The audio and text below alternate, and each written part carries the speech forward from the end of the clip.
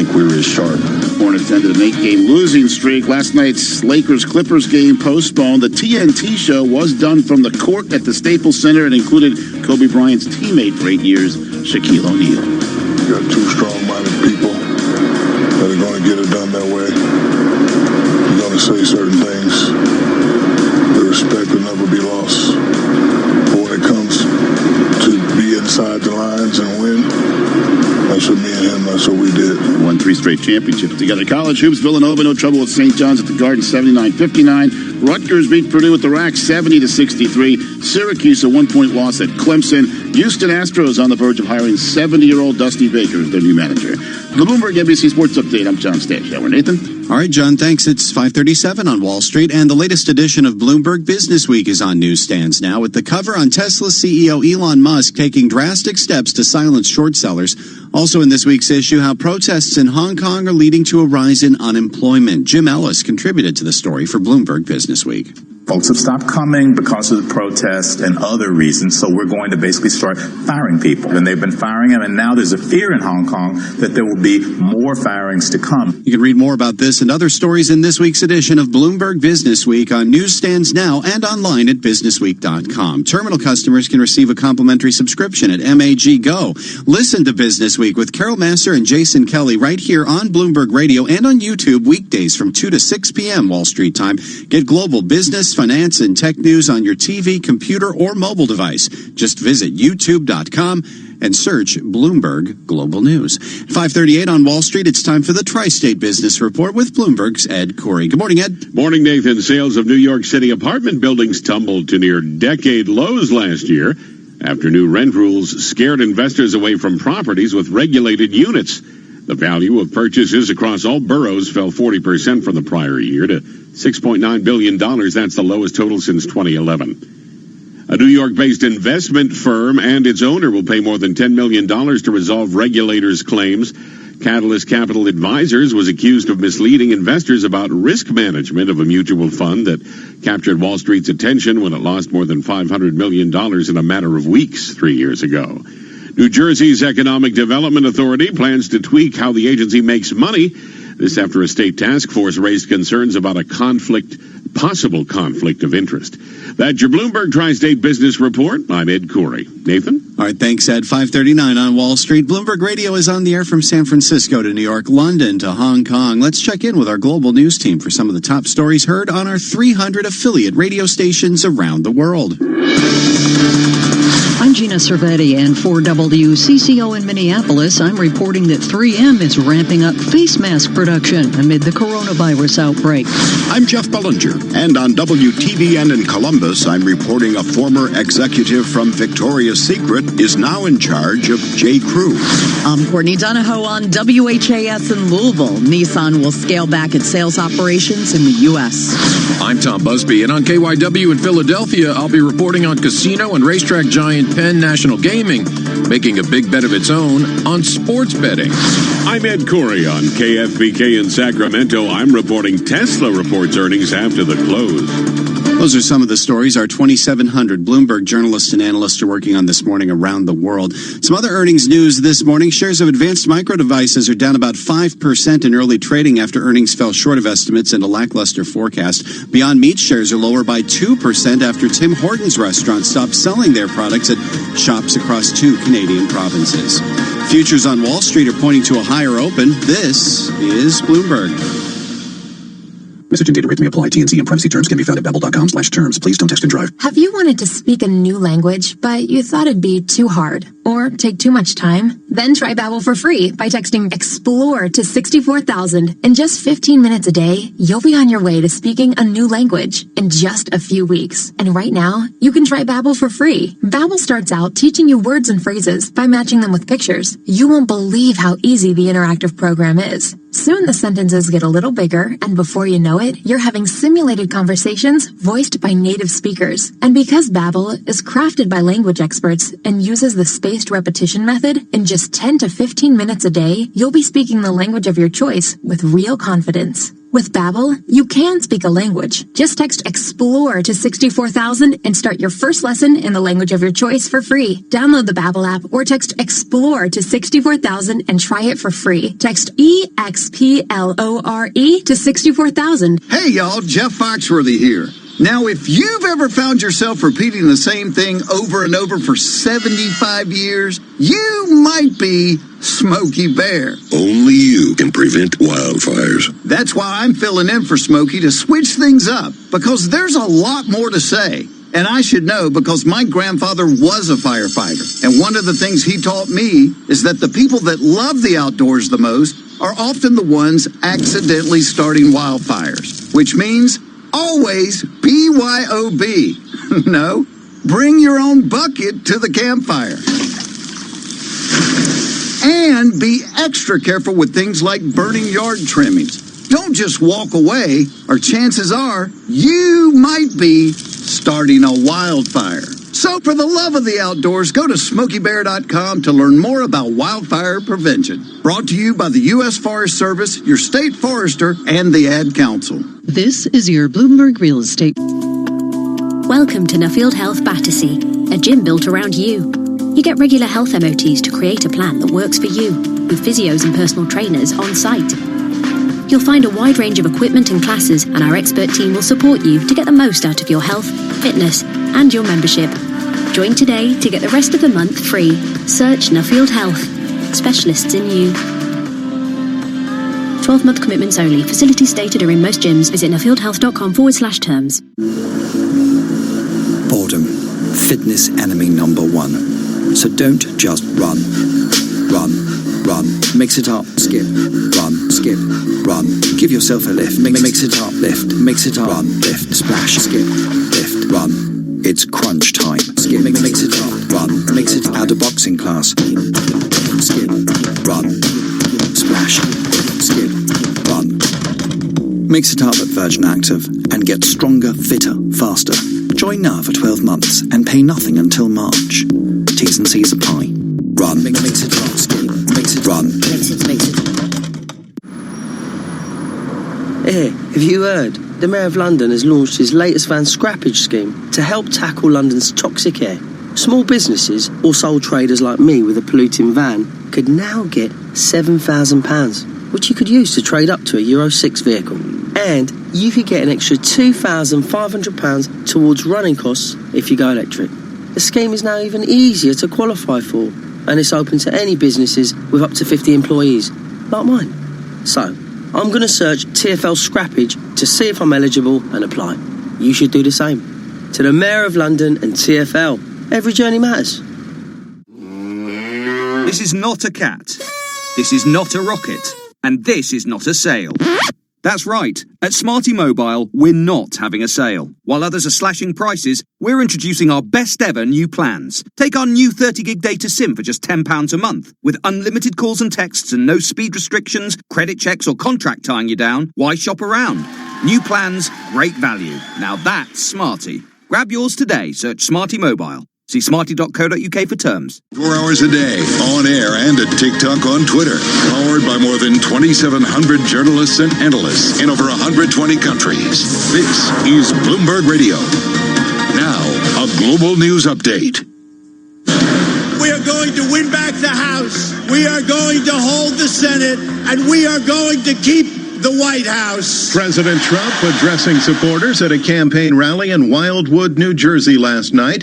In the president's impeachment trial, Senate Majority Leader Mitch McConnell has told senators privately he does not yet have the votes to block witnesses.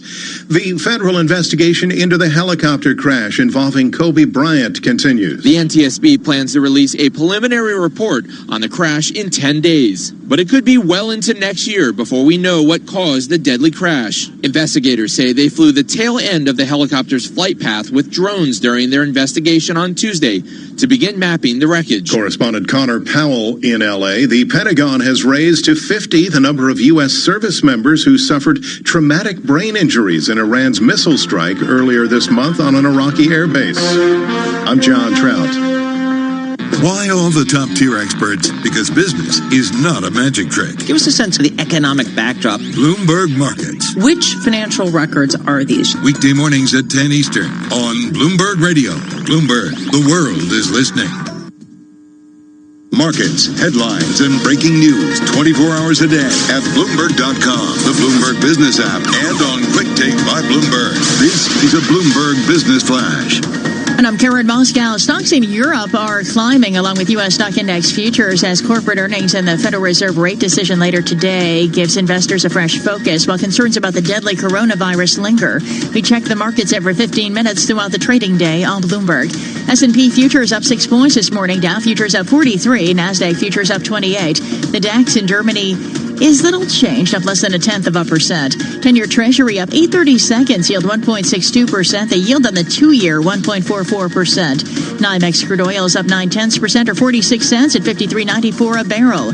COMEX gold little changed, up 50 cents at $15.76.30 an ounce. The euro 1.1001 against the dollar, and the yen 109.07. And that's a Bloomberg Business Flash. Now here's Michael Barr with more on what's going on around the world. Michael. Thank you very much, Karen. The questioning phase of President Trump's impeachment trial begins today. Eyes are on GOP senators as they face a critical final vote on whether to bring witnesses to the Senate chambers to testify. Republican leader Mitch McConnell is telling members in his closed-door meeting that he does not have the votes to block them. 4 key Senate Republicans suggest they want to hear from former National Security Advisor John Bolton. Investigators looking into the helicopter crash that killed NBA star Kobe Bryant and 8 others on Sunday say it dropped out of the sky rapidly and was dropping for a minute. Today, the wreckage of the helicopter is gone. The NTSB is already done on site. They bagged all the pieces up and moved them out to a secure place in Southern California. In the NBA, the Knicks lost along with the Wizards and Warriors. The Celtics won. Global news 24 hours a day on air and on Quick Take by Bloomberg, powered by more than 2,700 journalists and analysts in more than 120 countries. I'm Michael Barr. This is Bloomberg, John. All right, Michael, thank you very much. It is now 5:49 on Wall Street. I'm John Tucker. We are live from the Bloomberg Interactive Brokers Studios. This is Bloomberg Daybreak. Right now, let's get more on the latest developments concerning the coronavirus outbreak in China that has now claimed more than 130 lives. And for that, we're joined by Bloomberg's Rishad Salamat. He's in Hong Kong. Reese, good morning to you. To start, can you just run us through the latest information we have on the outbreak, some of the developments we've seen over the last 12 hours or so? Absolutely, John. I mean, the death toll continues to climb. It's 132 people who have lost their lives and around about 5,980 cases in China. And what we really are seeing at the moment is now perhaps a move by the World Health Organization, the WHO, calling for a news conference at 3 o'clock Geneva time, so that's under 3 hours from now, giving an update on this particular passage. And the UN agency is expected perhaps to start looking at this outbreak as a global health emergency. They stopped short of that before and said that it remained a local crisis for the time being. It does remain like that at the moment, with Wuhan, of course, in Hebei province, the epicenter of what's been happening here. This means that something like 40 million people are under lockdown. Here in Hong Kong, for instance, we have the border with China, various border crossings which have been closed. Some are open, but to try to get through is proving to be quite difficult at the moment as well. That's what we have in there. The disease continues to spread. We have Germany saying that it has identified a cluster of local patients infected by a woman from Shanghai who'd been visiting Europe. Now, this is a bit of a worrying sign to health authorities. They have been taking fairly aggressive steps to stop for what has mostly been a Chinese outbreak, and it is seemingly now becoming more internationalized as such. It's something which continues to develop here in Hong Kong, for instance. People are scared. You can tell when one of the pharmacies has face masks, then there's a run on them. For instance, just a short while ago, I was going past a pharmacy called Manning's, and there were about 85 people queuing up to get face masks. And they're being also at the moment limited, with people being only allowed to buy about 50 each at any one shop, as it were. So at the moment, people are scared, and it's not a good time for it to be happening. We've been viewing this through the lens of the SARS outbreak in 2000. How does it compare? This has already, with the number of people who have been infected, exceeded those of SARS. SARS had about 5,300 people infected, and as I said before, we were nearly up to 6,000 here. However, SARS was more, I suppose you could argue, it was more lethal because over 700 people died of that disease, and we've got 132 dead. But let's make some caveats here. This is an infection which can be passed on when the person is in the incubation period. In other words, when they're not showing any symptoms, and therefore it becomes that much more difficult to contain. That's one of the things, but there's another aspect to all this. It's that the coronavirus itself can't endure high temperatures. So if this was to continue and the weather started to get warmer, perhaps we could see a respite. All right, Rish, thanks a lot. We appreciate it. Bloomberg's Rishan Salamat joining us from Hong Kong. And, of course, we're going to have more on the coronavirus and all the developments out of China, the rest of Asia, and the patients currently in Europe and the United States in the days and weeks ahead right here on Bloomberg Radio. Karen. All right, John, thank you. It is 5:52 on Wall Street. It's time for the Bloomberg Law Report. It's brought to you by American Arbitration Association. Business disputes are inevitable. Resolve faster with the American Arbitration Association, the global leader in alternative dispute resolution for over 90 years. More at adr.org. Now let's get to the legal stories we're watching this morning from Bloomberg's Jeff Bellinger. The Fifth Circuit let stand a ruling that Walmart qualifies for an $800,000 startup business claim from the Deepwater Horizon Settlement Fund. A Mississippi store rebuilt after Hurricane Katrina opened just 6 months before the drilling rig exploded in the Gulf. The American Gaming Association projects Super Bowl bets will set a record this year. 6 states have legalized sports betting since last year's game.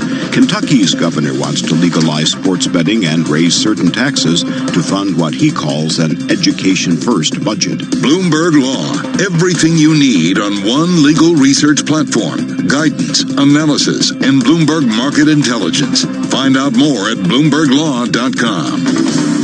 And now another legal story we're watching. Supreme Court justices signaling a sharp divide in a Montana case that could make it easier to funnel public money to religious schools and faith-based organizations.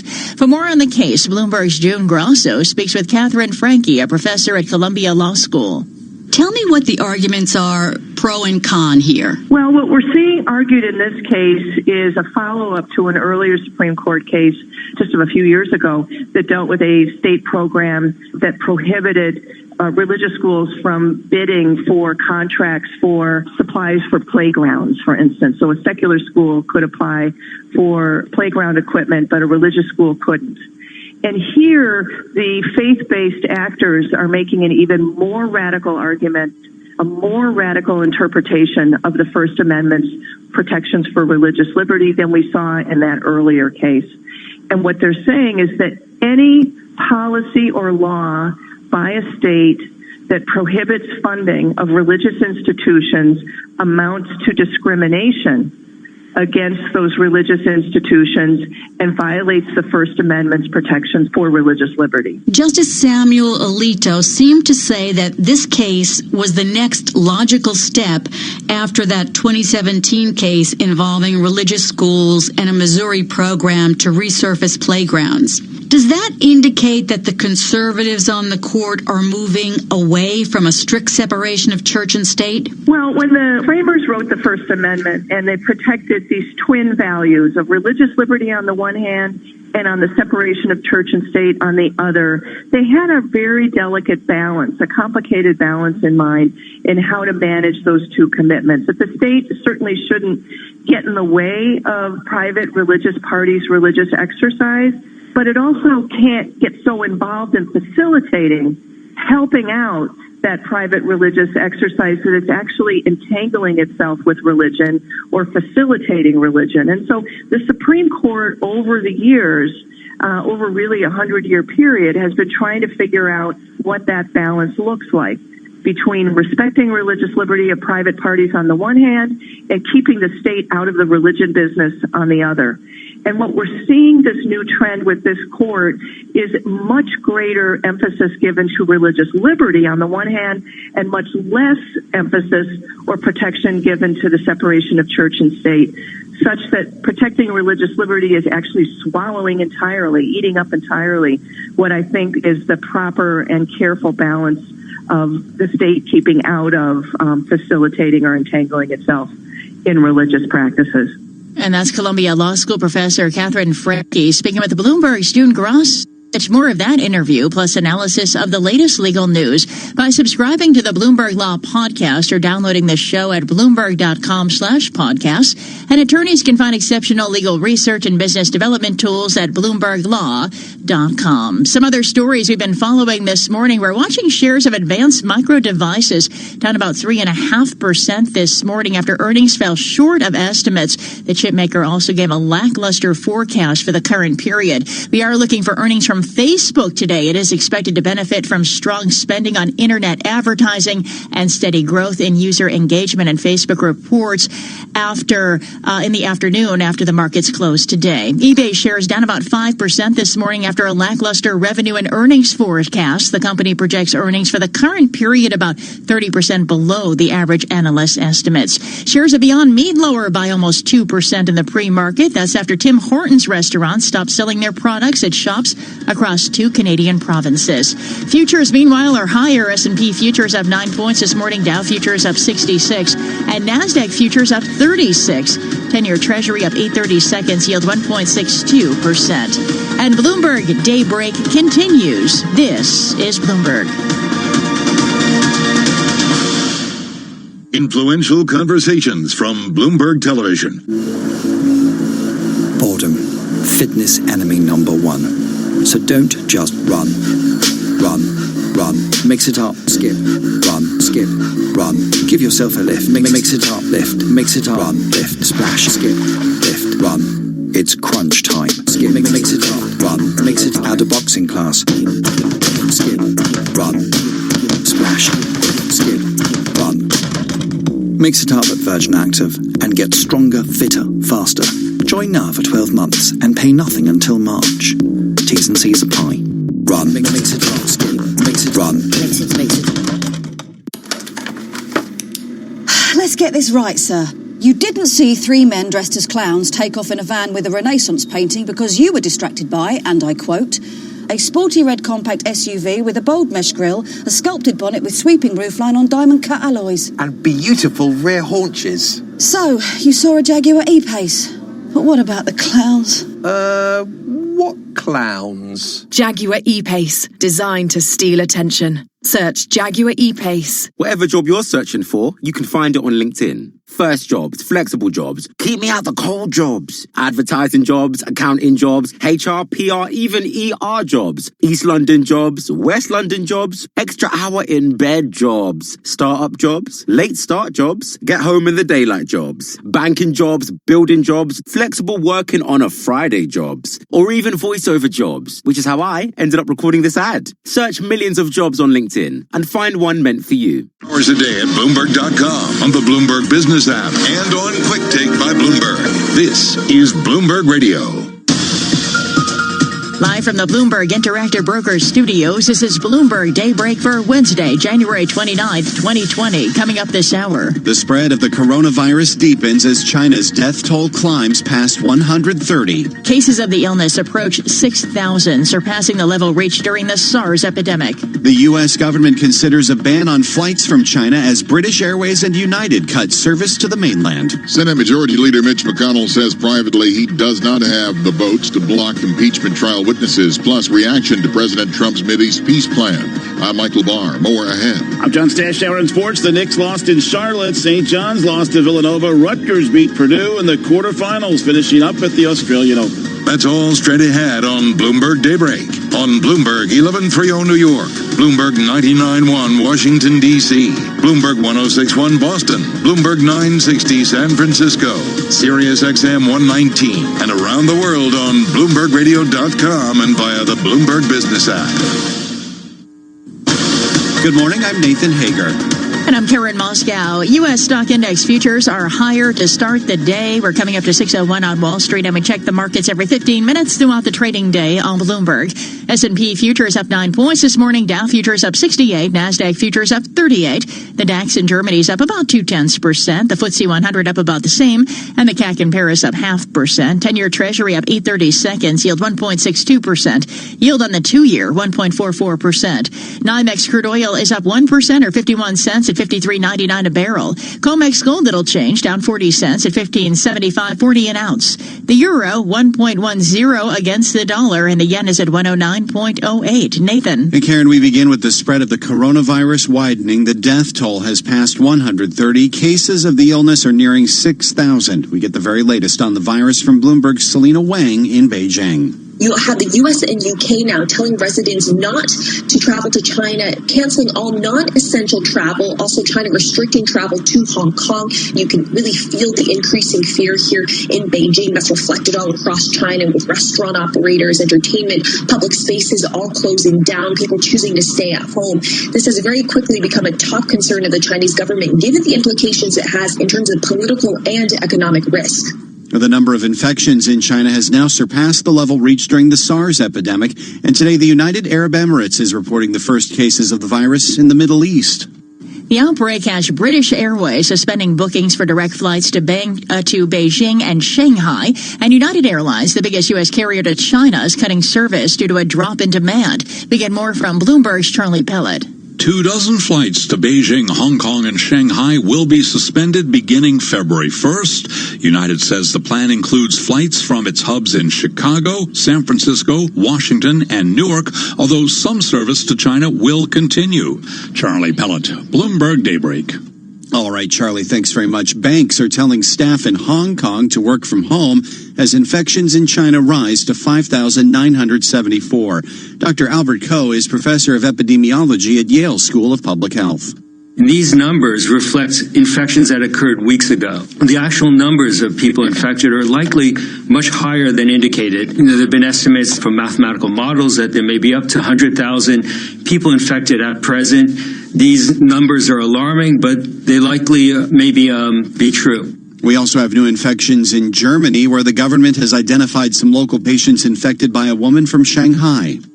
Back here in the U.S., the White House is considering several measures in response to the virus. And Bloomberg's John Tucker joins us live with the details. Good morning, John. And good morning, Karen. The Trump administration is monitoring the outbreak very closely. That's according to senior advisor Jared Kushner, who spoke with Bloomberg about the situation late yesterday. President Trump's been getting briefed regularly. In the U.S. government, we have so many tremendous resources and incredible people, and the president's been meeting with them constantly. He's reached out to China to offer any support they may need. They're being very transparent so far, we believe, in terms of the information they've been sharing with us. Sources tell us the U.S. government is considering options to combat the virus, including a ban on flights to and from China, though no final decision has been made.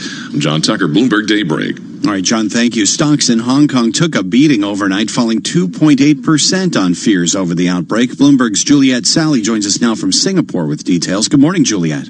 Good morning, Nathan and Karen. Hong Kong's Hang Seng Index fell as much as 3% on the first day of trading after the Lunar New Year, as investors played catch-up to the sell-off witnessed across Asia earlier this week due to ongoing fears about the spreading of the coronavirus. Travel firms and casinos bore the brunt of the selling in Hong Kong. Sands China down more than 6% intraday, as data showed China visitor arrivals to Macau over the New Year were down more than 79% on year.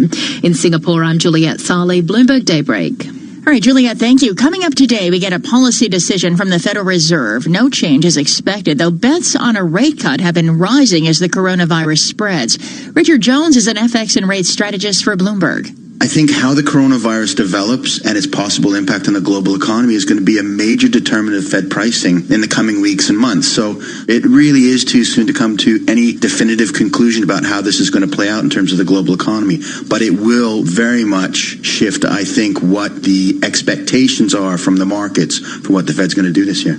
Right now, markets are pricing in about 35 basis points of easing from the Fed this year. Bloomberg customers can access the data by typing WIRP GO on the terminal. Coronavirus is also showing up in earnings from Apple, with CEO Tim Cook issuing a forecast reflecting uncertainty due to the outbreak centered in Wuhan. We do have some suppliers in the Wuhan area. With respect to supply sources that are outside the Wuhan area, the impact is less clear at this time. Still, holiday quarter revenue from Apple topped estimates thanks to demand for iPhones and wearable devices. Eric Ross is chief investment strategist at Cassend Securities. The iPhone did incredibly well, but the services part of the business, I would have liked it to be a little bit more, because that's really where the long-term annuity-type high-margin revenues are going to come from. That services revenue did come in slightly below expectations, though the sales forecast from Apple topped projections. That has shares of Apple up 2.2% in early trading.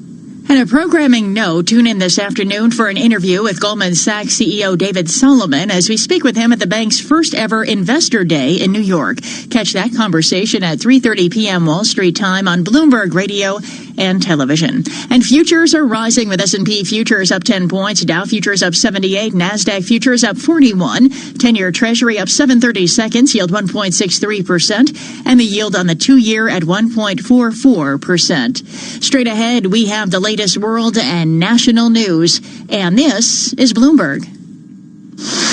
All right, Karen, thank you. 6:07 on Wall Street. Time to bring in Michael Barr to get a check of what's going on around the world. Good morning, Michael. Good morning, Nathan. Senate Majority Leader Mitch McConnell has told senators privately he does not yet have the votes to block new witnesses in President Trump's impeachment trial.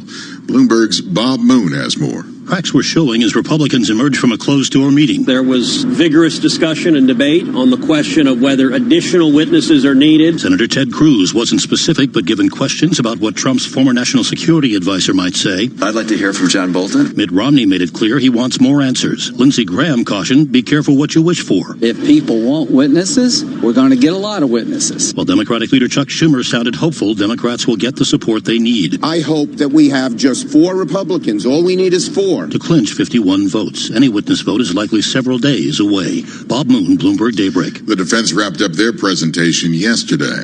President Trump, with Israeli Prime Minister Benjamin Netanyahu standing alongside at the White House, presented his long-delayed deal of the century for Middle East peace. The plan gives Israel tacit approval to annex a swath of established settlements immediately, while offering Palestinians the possibility of a fragmented nation-like state years in the future. White House advisor Jared Kushner spoke with Bloomberg's Kevin Cirilli.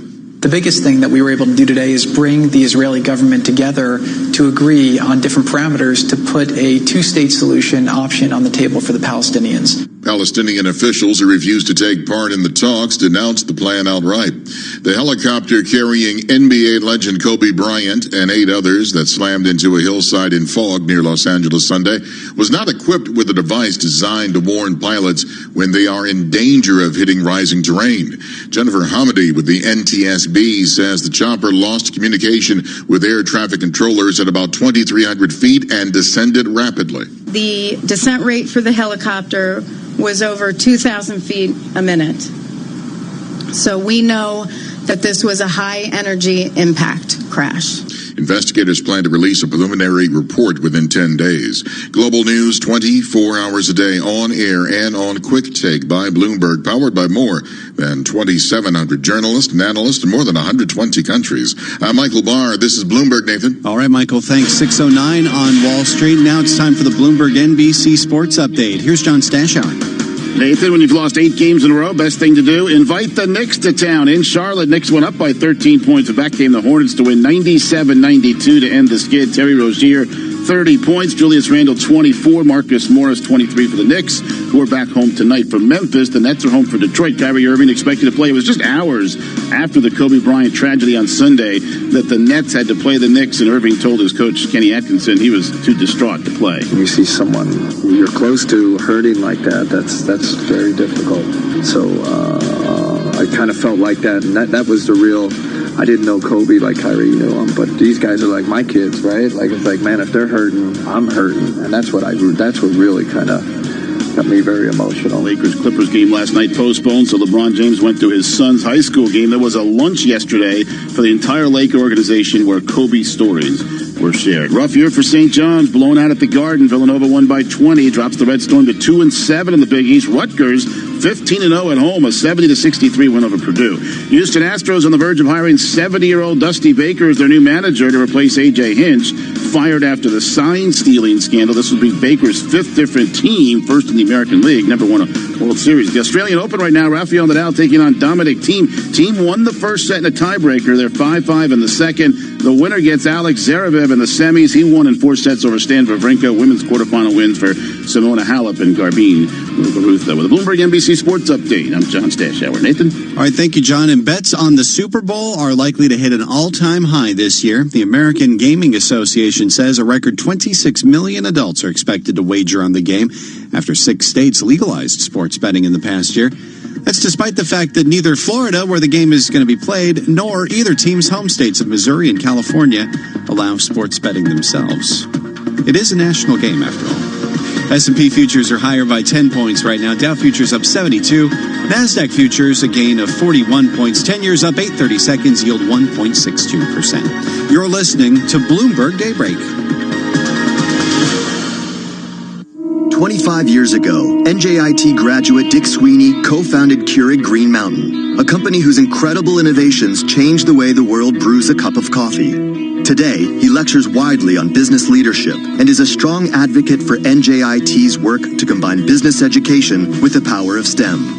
NJIT is definitely fostering the innovative thinking for budding entrepreneurs simply because that's the world we live in. NJIT is producing students that have been trained, educated, and given the business acumen to be a contributor to a company. The distinct mission is to develop great STEM scholars. The attributes I've always looked for in team members are heart, smarts, guts, and luck. So we want people with passion, intelligence, courage, and never discount luck. The student coming out of NJIT has experienced all of that. NJIT, New Jersey Institute of Technology. Learn more at njit.edu.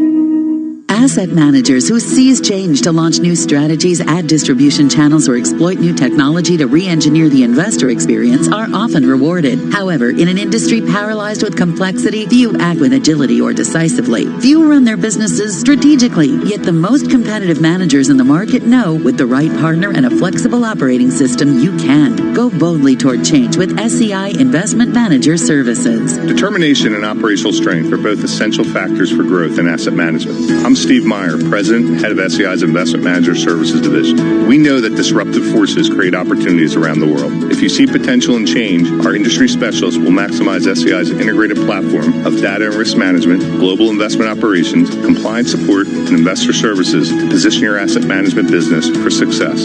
Come grow with us. With SEI Investment Manager Services, you lead the charge in a competitive marketplace. Learn more at seic.com/seize change. This is not a cat.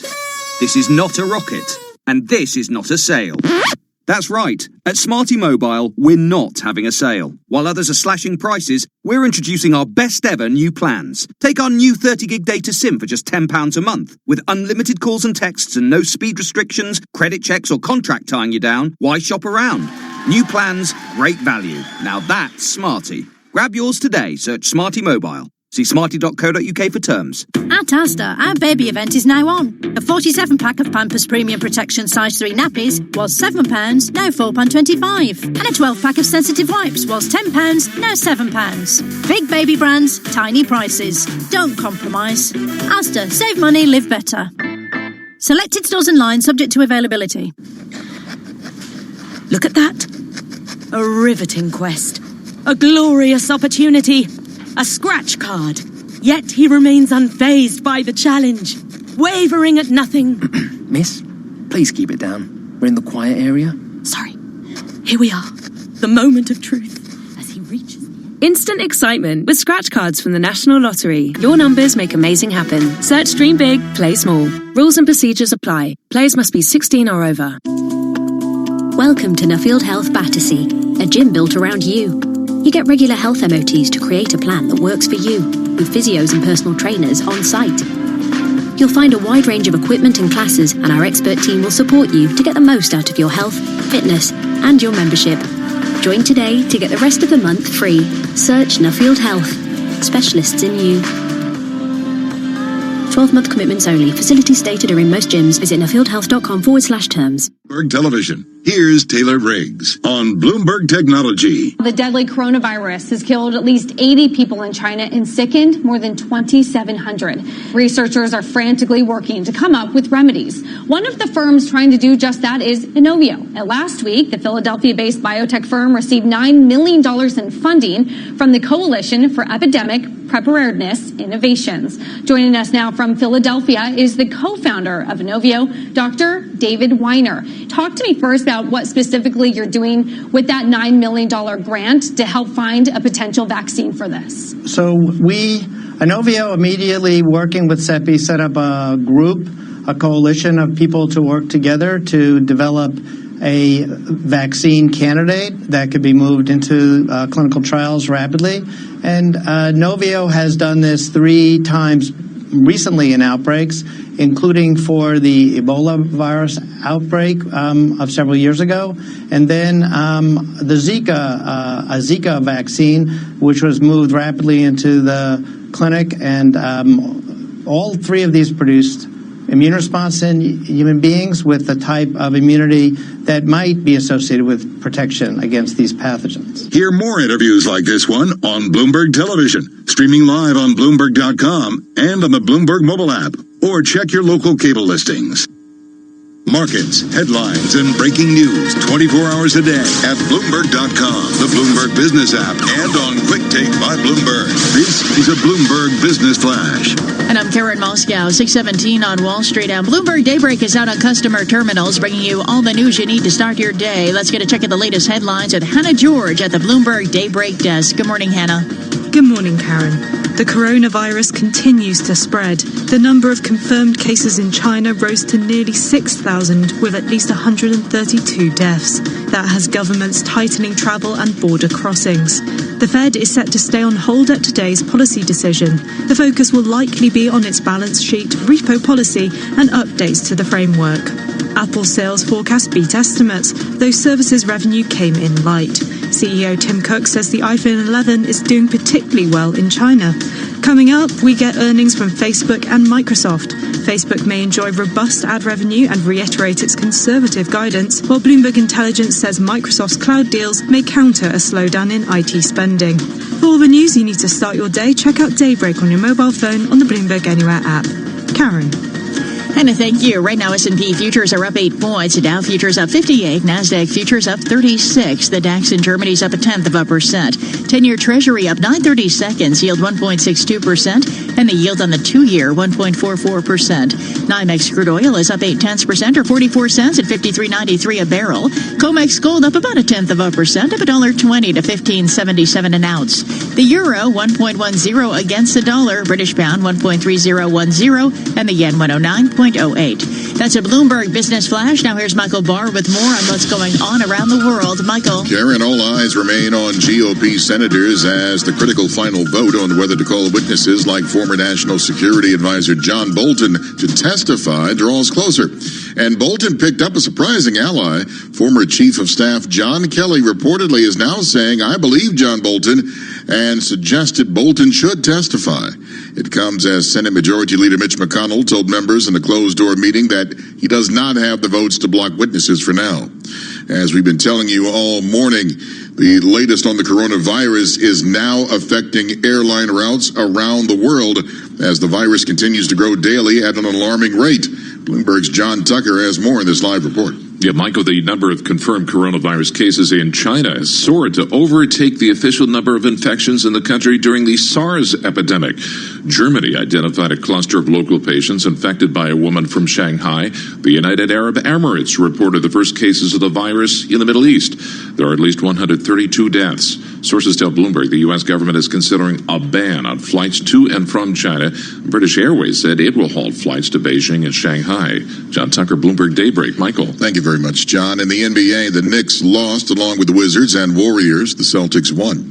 Global news 24 hours a day, on air and on Quick Take by Bloomberg, powered by more than 2,700 journalists and analysts in more than 120 countries. I'm Michael Barr. This is Bloomberg. Nathan? Okay, Michael, thank you. 6:20 on Wall Street, live from the Bloomberg Interactive Broker Studios. This is Bloomberg Daybreak. We continue to watch shares of Apple in the pre-market, up 2.2% following first quarter earnings that many analysts are calling a blowout. Among them, Dan Ives, Director of Equity Research at Wedbush Securities. Good morning, Dan. It's hard to discount the numbers here. 9% jump in year-over-year revenue, sales forecasts that beat estimates. It's interesting that, so much of this is driven by device sales, when in the past we talked about the need for Apple to pivot to services. I mean, what do you make of these numbers?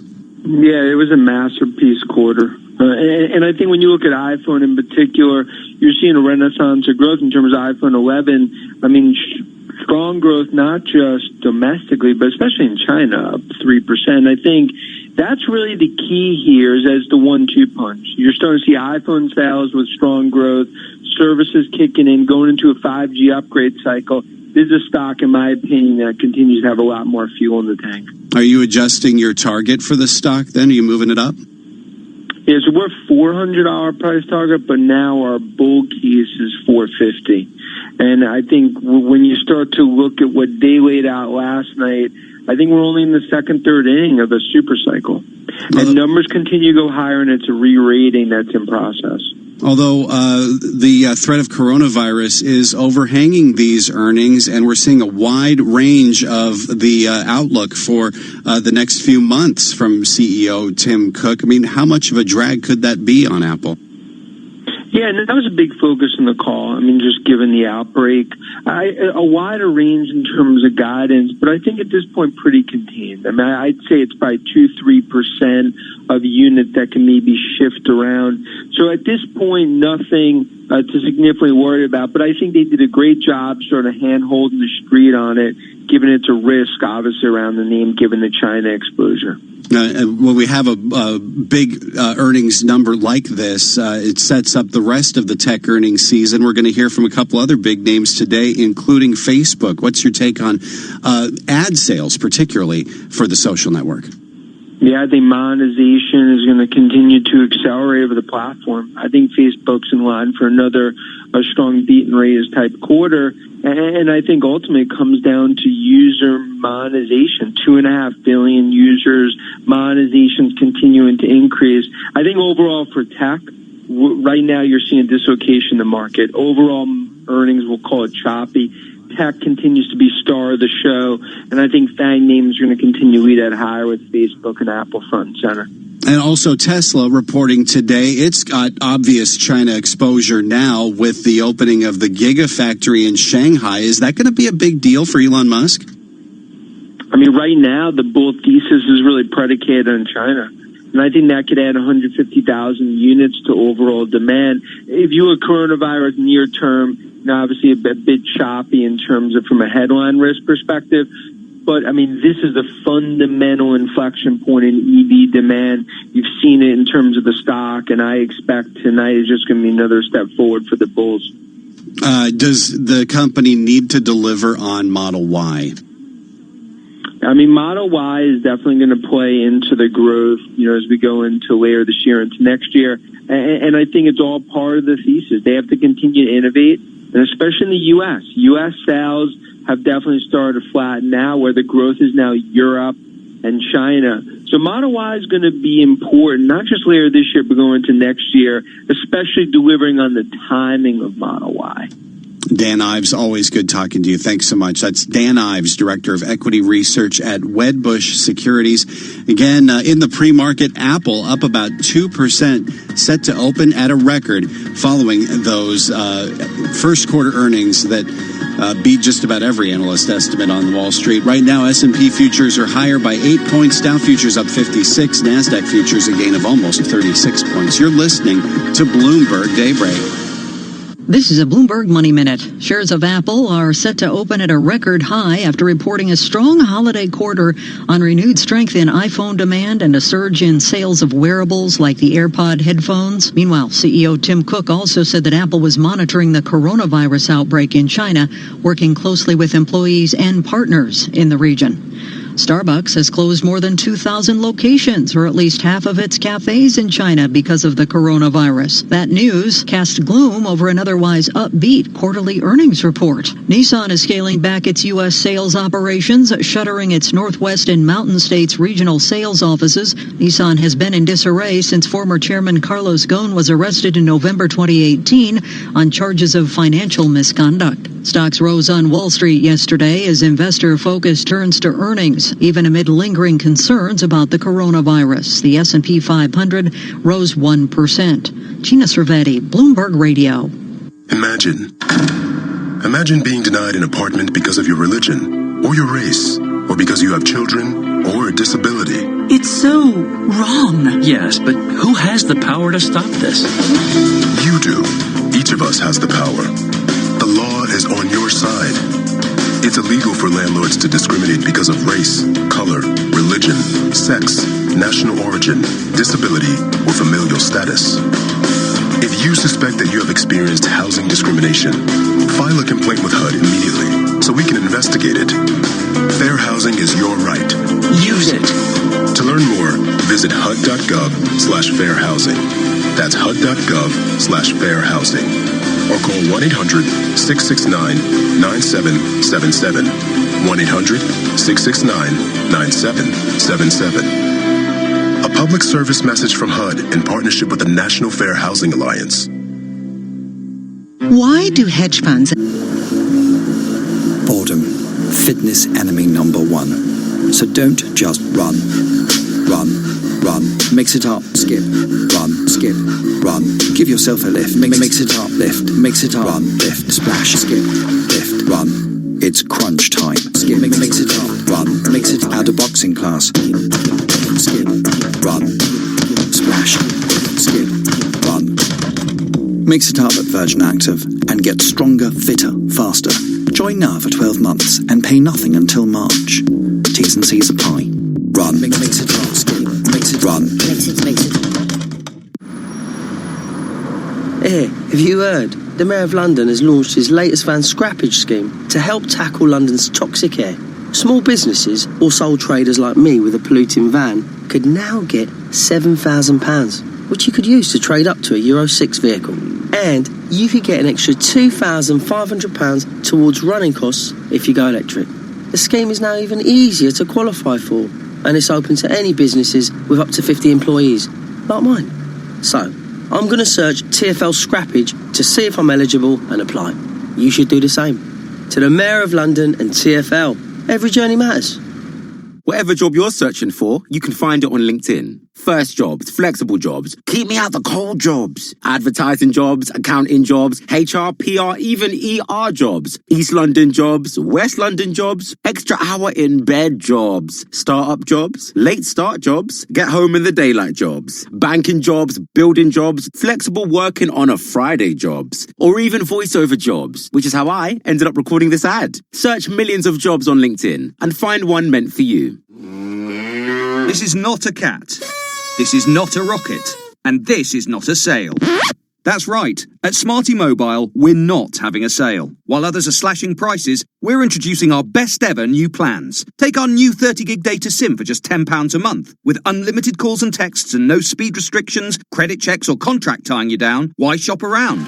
New plans, great value. Now that's Smarty. Grab yours today. Search Smarty Mobile. See smarty.co.uk for terms. Harry Bikers here. This message goes out to something very special. Yes, we're talking to you, chicken. Maybe we've been seeing too much of each other. But times have changed, Dave. We've been cheating on meat. Thing is, no stocks make veggie dishes so irresistible that cheating on meat is proper tasty. Our dear chicken, you were the fire in my life, but it's all about you now, aubergine katsu curry. Prepare to be wined and dined, my love. Cheat on meat with no veggie stocks. From the Bloomberg Interactive Broker Studio in New York, Bloomberg 1130 to Washington, D.C., Bloomberg 99.1 to Boston, Bloomberg 106.1 to San Francisco, Bloomberg 960 to the country, Sirius XM Channel 119, and around the globe, the Bloomberg Business app and BloombergRadio.com. This is Bloomberg Daybreak. And it's 6:30 on Wall Street. Good morning, I'm Nathan Hager. And I'm Karen Moscow. We are just about 3 hours away from the opening of U.S. trading. Let's get you up to date on the news you need to know at this hour. U.S. futures are gaining after earnings from Apple topped estimates and ahead of today's policy decision from the Fed. We'll have more on that in a moment. But first, the spread of the coronavirus widening. The death toll has passed 130 as China, Hong Kong, and governments around the world ramp up efforts to combat the disease. We get the latest from Bloomberg Daybreak Asia anchor Brian Curtis in Hong Kong. Hong Kong is moving quickly now to arrest the spread. 6 border checkpoints will be closed beginning tomorrow, and Hong Kong government employees will work from home. In some financial developments, Hong Kong stocks traded sharply lower. The PBOC pledged to provide extra liquidity for money markets, and China's largest banks say they'll reduce interest rates for firms affected by the outbreak. In Hong Kong, Brian Curtis, Bloomberg Daybreak. All right, Brian, thank you. Cases of the virus in China are nearing 6,000. That surpasses the level reached during the SARS epidemic. The United Arab Emirates is reporting the first cases in the Middle East, while Germany has identified new patients infected by a woman from Shanghai. Back here in the U.S., the White House is considering several measures in response to the virus, and Bloomberg's John Tucker joins us live with the details. Good morning, John. Good morning, Karen. Sources tell us the U.S. government is considering options to combat the virus, including a ban on flights to and from China, though no final decision has been made. Meantime, British Airways is suspending bookings for direct flights to Beijing and Shanghai, and United Airlines, the biggest U.S. carrier to China, is cutting service. That's due to a drop in demand. I'm John Tucker, Bloomberg Daybreak. Thank you, John. The outbreak could also show up in today's policy decision and news conference from the Federal Reserve. Richard Jones is an FX and rates strategist for Bloomberg. I think investors will be keen to hear any thoughts from the Fed on the coronavirus and how they view it in the context of monetary policy. I expect the Fed will probably say it's too early to say and that they're going to be monitoring those developments closely, but it certainly has impacted Fed pricing. Since China first alerted the World Health Organization about the illness, markets have priced in more than 15 basis points of easing from the Fed. The virus is also showing up in earnings from Apple, with the company issuing a forecast reflecting uncertainty due to the outbreak. Still, holiday quarter revenue topped estimates thanks to demand for iPhones and wearable devices. That has shares of Apple up about 2% in early trading.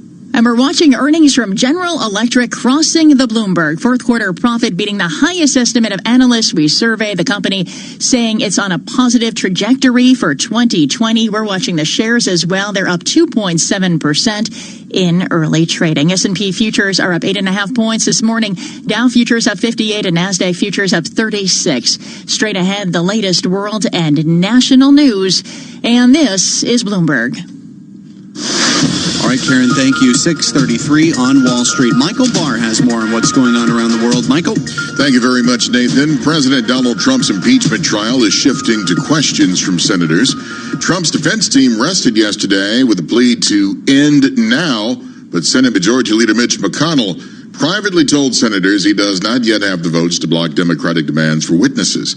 Those demands gained steam, with John Bolton asserting in a forthcoming book that Trump tied military aid from Ukraine to investigations into Democratic rival Joe Biden. Democratic Senator Amy Klobuchar. It looks like we're starting to see some cracks in their numbers. I have had private conversations with senators, and we will see. Klobuchar at a rally. Republican Senator Rand Paul. I think one of the things that the House managers emphasized was that their case was overwhelming and that they had everything they needed to convict the president. So it would seem that we either believe them or we don't. If we believe them that their case is overwhelming, they shouldn't need more witnesses. The NTSB says the helicopter that crashed Sunday, killing Kobe Bryant and 8 others, had no system to warn the pilot he was headed for that hill. Bloomberg's Ed Baxter reports the NTSB has wrapped up its on-site recovery of the victims of the crash. The NTSB says now that it has cleared the site, it can begin going through the wreckage to see if there was some kind of mechanical failure. But NTSB board member Jennifer Homedy did share one more heartbreaking detail. The crash site was 1,085 feet There were other hills in the area, but the impact area is at 1,085 feet. How much did they clear missing the mountain by? Maybe 20, 30 feet. In San Francisco, I'm Ed Baxter, Bloomberg Daybreak. Israel's prime minister is calling President Trump's Mideast peace plan historic. Benjamin Netanyahu says he will submit a proposal to extend Israeli law to large sections of the West Bank. White House advisor Jared Kushner spoke with Bloomberg's Kevin Cirilli about the plan. What we want to accomplish here is create a framework where now there's a real offer. What the Palestinians always told us is that they could never get Israel to agree to a map, and they could never get Israel to agree to a state. If we were able to accomplish those things, they'd be flexible on all the other terms. Palestinians are denouncing the plan they see being forced upon them. The Pentagon has raised to 50 the number of U.S. service members who suffered traumatic brain injuries in Iran's missile strike earlier this month on an Iraqi airbase. Global news 24 hours a day on air and on Quick Take by Bloomberg, powered by more than 2,700 journalists and analysts in more than 120 countries. I'm Michael Barr. This is Bloomberg. Nathan. All right, Michael, thank you. It's just before 6:36 on Wall Street. Time for the Bloomberg NBC Sports Update. Here's John Stashower.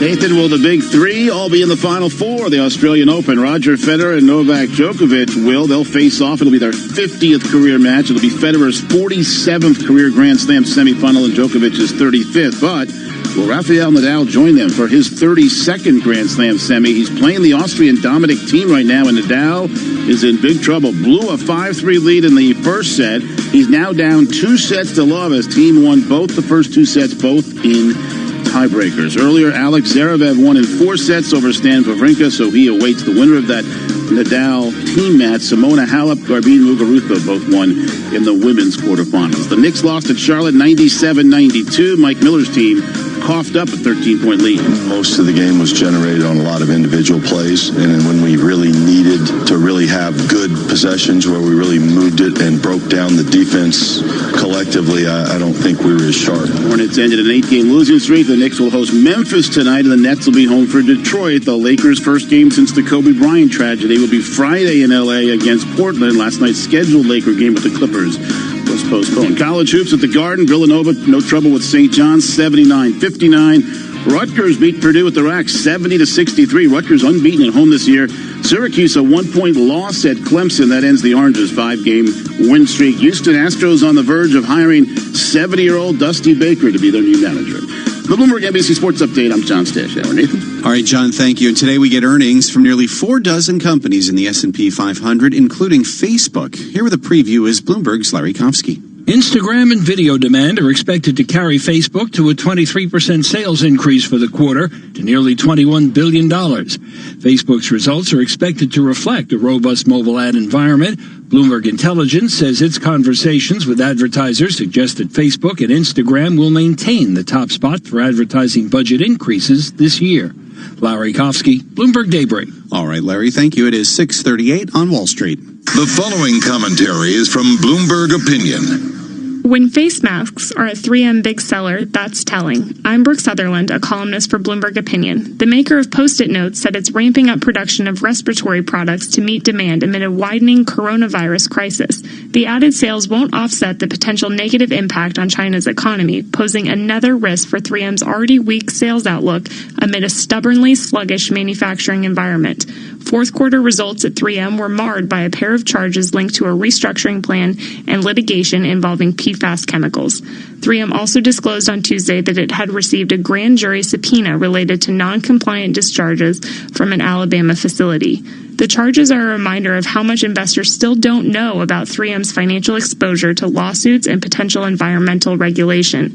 A plan to realign its business units sounds good in theory, but it feels a bit like reshuffling the deck and a convenient way to throw some corporate speak at a plan to cut 1,500 jobs that might otherwise have felt less like a transformation and more like a reaction to still stubbornly sluggish sales growth. I'm Brooke Sutherland. For more opinion, visit Bloomberg.com/opinion or OPIN Go on the Bloomberg terminal. This has been Bloomberg Opinion. You can hear Bloomberg Opinion commentaries every weekday at this time. Terminal customers can read more at OPIN Go. It's 6:39 on Wall Street. Time for the Bloomberg Small Business Report live with John Tucker. Good morning, John. Yeah, good morning, Nathan. Sisters Ariel and Aviva Vogelstein started their small business in 2019 after getting married and realizing how many of their wedding flowers ended up in the trash.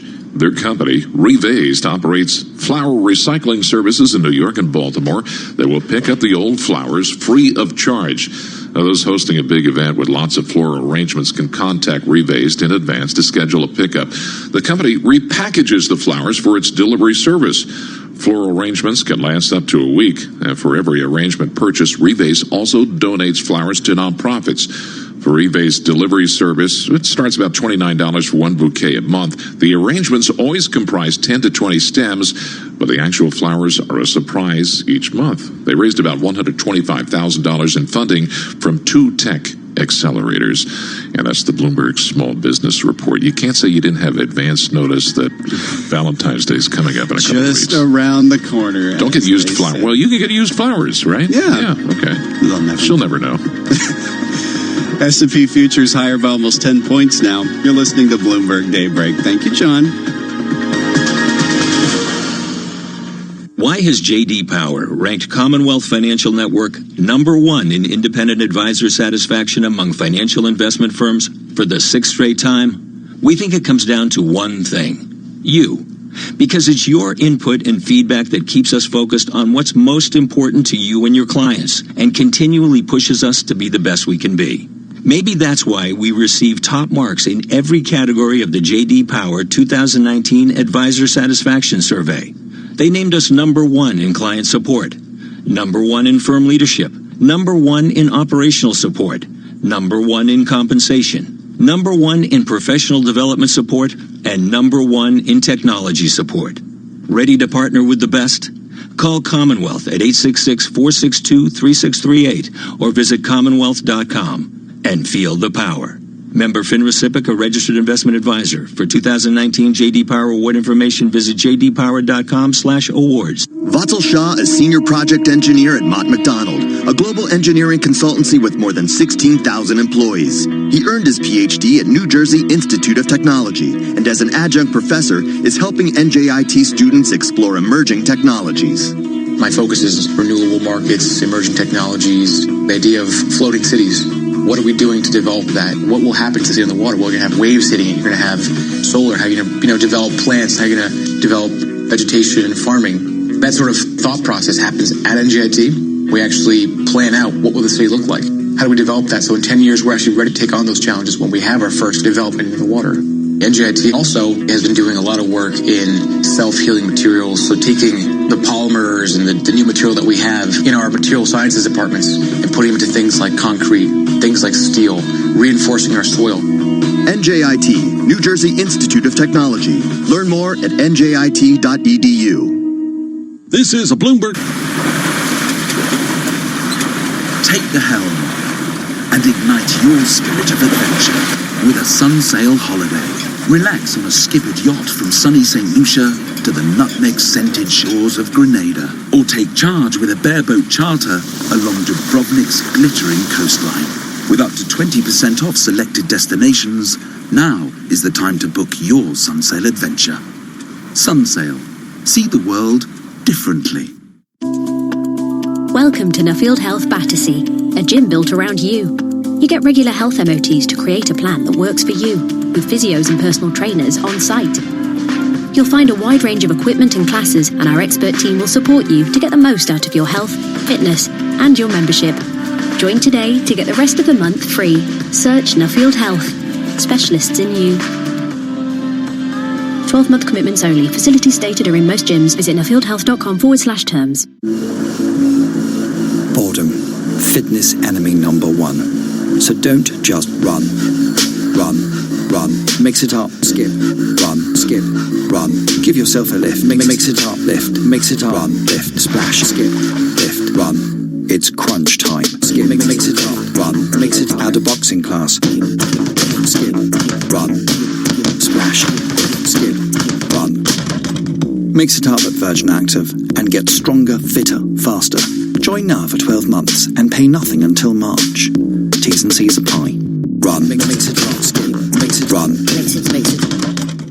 At At Asda, our baby event is now on. A 47-pack of Pampers Premium Protection size 3 nappies was £7, now £4.25. And a 12-pack of sensitive wipes was £10, now £7. Big baby brands, tiny prices. Don't compromise. Asda, save money, live better.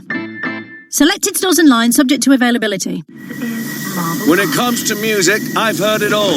Pink Floyd, Sean Paul, Slipknot. But in the Which Test Lab, hearing isn't enough. When we test headphones, we really listen. Not just to the music, but to the stuff that gets in the way. The traffic, the chatter, all that. Mind the gap. We simulate the loudest commute to find you the headphones that cancel out the noise. So you know we're only recommending the best. Which tests harder so you can buy smarter. Visit which.co.uk. News and financial information 24 hours a day.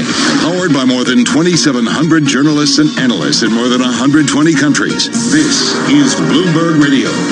Now, a global news update. The Senate impeachment trial of President Trump continues later today, shifting to an expected 2 days of handwritten questions from senators. This, as correspondent Manu Raju tells us, the issue of witnesses remains up in the air.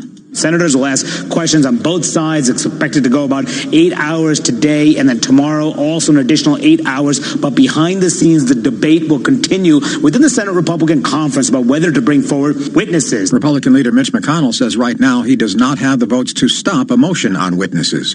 The plane evacuating as many as 240 Americans from Wuhan, the Chinese city at the center of the coronavirus outbreak, landed overnight in Alaska for refueling on the way to Southern California. The passengers were screened again, with hospitals in Anchorage told to be ready for any passengers showing signs of infection. President Trump will sign into law today a rewrite of the rules of trade with Canada and Mexico, which he calls the USMCA. Stock futures are up slightly. I'm Michael Toscano. Why all the top-tier experts? Because business is not a magic trick. Give us a sense of the economic backdrop. Bloomberg Markets. Which financial records are these? Weekday mornings at 10 Eastern on Bloomberg Radio. Bloomberg, the world is listening. Markets, headlines, and breaking news 24 hours a day at Bloomberg.com, the Bloomberg Business app, and on Quick Take by Bloomberg. This is a Bloomberg Business Flash. And I'm Karen Moscow at 6:47 on Wall Street, and futures are higher this morning. Let's go to the first word breaking news desk for today's morning call. Here's Bill Maloney. Bill, good morning. And good morning, Karen. Like you said, U.S. futures are trading higher right now, with Dow futures up 74 points, S&P's gained 10, and NASDAQ futures rise by 42. The U.S. 10-year yield at 1.62%, gold trading higher by 4, and Shanghai remained closed overnight, while European markets are also trading higher, led by gains in Italy and Spain. Back in the U.S. on the economic front at 8:30, trade balance and wholesale inventories. At 10 o'clock, pending home sales, and at 2 o'clock, the FOMC rate decision. After the bell last night, Starbucks EPS beat estimates, but they said they're closing over half their stores in China due to the virus. Apple sales forecast beat estimates, and eBay's forecast missed estimates. Shares are down 5% in the pre-market. Regarding some of the earnings this morning, GE beat estimates. Shares are up 4% pre-market, and look for Boeing to report around 7:30. MasterCard and McDonald's around 8 a.m. Wrapping things up, Harley-Davidson was raised to sector weight at KeyBank, and Facebook raised a strong buy over at Raymond James. Live from the first breaking news desk, I'm Bill Maloney. Karen? All right, Bill, thank you. And to hear live breaking news of your Bloomberg, type squawk on your terminal, SQUAWK. Also, this crossing the Bloomberg, the European Union stopping short of an outright ban of Chinese suppliers such as Huawei Technologies from lucrative 5G contracts, and has set it commonly agreed guidelines on how to mitigate risks stemming from the rollout of next-generation telecom networks. The EU said companies based in non-democratic countries could be excluded from the procurement of certain core components following assessments by security agencies. That's a Bloomberg Business Flash. Now here's Michael Barr with more on what's going on around the world. Michael. Karen, the questioning phase of President Trump's impeachment trial begins today. Eyes are on GOP senators as they face a critical final vote on whether to bring witnesses to the Senate chambers to testify. Republican leader Mitch McConnell told his members in a closed-door meeting that he does not have the votes to block them. 4 key Senate Republicans suggest they want to hear from former National Security Advisor John Bolton. The numbers on the potentially deadly coronavirus continue to grow daily at an alarming rate. Bloomberg's John Tucker has more in this live report. Yeah, Michael, the number of confirmed coronavirus cases in China has soared to overtake the official number of infections in the country during the SARS epidemic. Germany identified a cluster of local patients infected by a woman from Shanghai.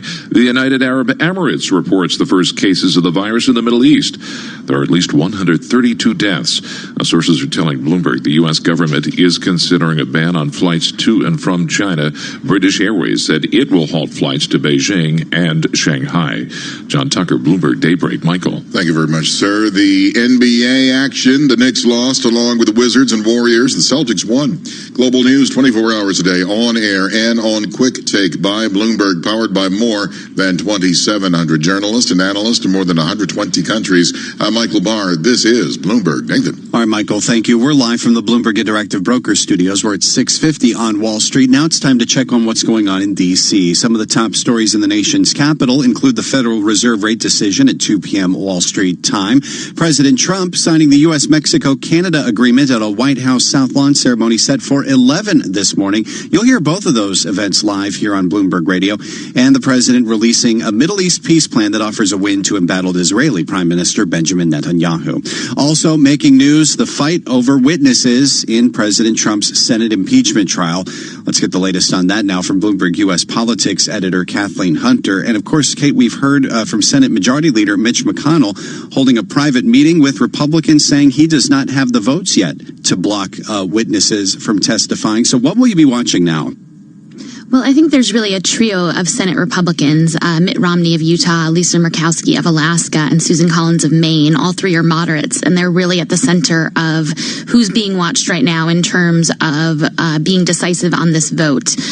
All of them have said, in light of the revelations that came out from the manuscript that John Bolton has written, all three of them said, in light of the revelations about what John Bolton had to say about what Trump knew about the Ukraine, and what Trump ordered in terms of holding up aid to Ukraine, all three of them have now said that they're interested potentially in hearing from Bolton.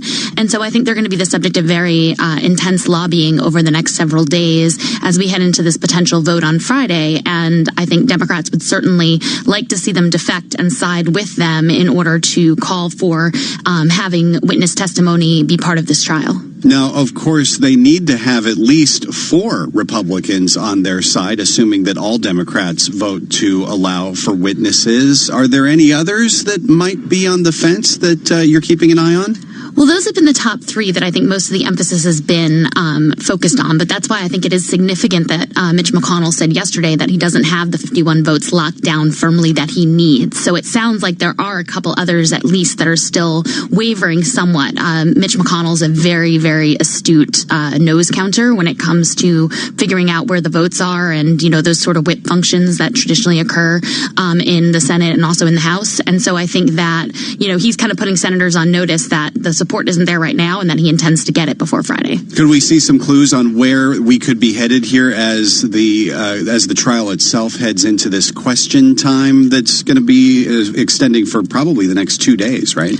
Well, absolutely. I think that, certainly the 3 senators that we just talked about, people will be watching them closely to see what, if any, questions they ask, but then also to see, particularly on the Republican side, whether there's any other senators that seem to be wavering, that seem to be having some skepticism about either the arguments that Trump's defense lawyers have put forward or about, some of these revelations that have come up and perhaps indicating that they too might want to hear from John Bolton. Now, there's also a risk for Democrats as well, isn't there? Because there's been a lot of talk that if John Bolton or anybody else that Democrats want to hear from are called as witnesses, they want to hear witnesses of their own as well, and the name Hunter Biden keeps coming up. Absolutely, and this is certainly a risk for Democrats. This has kind of been Republicans' ace in the hole for a while is, you call your witness, we'll call ours, and in their case, the witness they think is going to be the most damaging is Hunter Biden, who is, of course, Joe Biden's son, who's at the center of this because of his work for a Ukrainian company. And so I think that right now we're at a particularly critical point because, the Iowa caucuses are coming up next week, just several days away now, just on Monday. And so I think that the concern perhaps is that this could be a perfect storm that's providing some, flashbacks for Democrats of the Jim Comey announcement right before the election in 2016, when he announced that he was relaunching his investigation into Hillary Clinton. And that put a spotlight on something that was negative for the Democratic nominee at that point. And I think in some people's minds, perhaps still swayed the election in favor of Trump. Trump. And so I think there's a concern now that perhaps, putting this spotlight on Joe Biden and perhaps a negative spotlight on him right before the Iowa caucuses could be potentially very damaging. Is that concern playing out in the polling we're seeing? We've seen a bit of a surge now in some of the key early voting states for Bernie Sanders, and that's a bit of deja vu for 2016 as well. It absolutely is, and I think that's, I think if I was any, particularly working for the Biden campaign or for any of the other sort of mainstream establishment candidates, that would be giving me, some perhaps sleepless nights at this point. It certainly would be concerning, and I think that, that does underscore, in particular, just separate from what's going on in the Senate, it underscores this schism that's really existed in the Democratic Party, and won't necessarily go away once the Democrats settle on a nominee. That is, I think, the big concern out there, that if they pick someone more mainstream like Biden, that the more liberal wing of the party will feel alienated, and that vice versa. If the nominee is someone more like Warren or Sanders, who hails from the liberal wing, that independent and more moderate voters might either stay home or go Republican. Now, meanwhile, at the White House, as much as President Trump might tweet about impeachment, there's also a policy focus as well. Yesterday, we had the Middle East peace plan. Today, he's signing something that, it's hard to argue is not a victory for him politically, the new NAFTA agreement. That's right. So NAFTA 2.0 is something that he campaigned on very hard in 2016. And certainly, as you say, there's really not another way to spin it other than as a victory for him politically. And it's certainly something that allows him to provide a counterweight to impeachment by pointing at, what he says he's done to improve the economic situation in the U.S. by renegotiating this really significant trade deal. Bloomberg U.S. Politics Editor Kathleen Hunter, thank you as always. Read more at Bloomberg.com or on the Bloomberg Terminal, and follow all the latest on Bloomberg Radio in Washington, Bloomberg 99.1 and 105.7 FM HD2. Karen.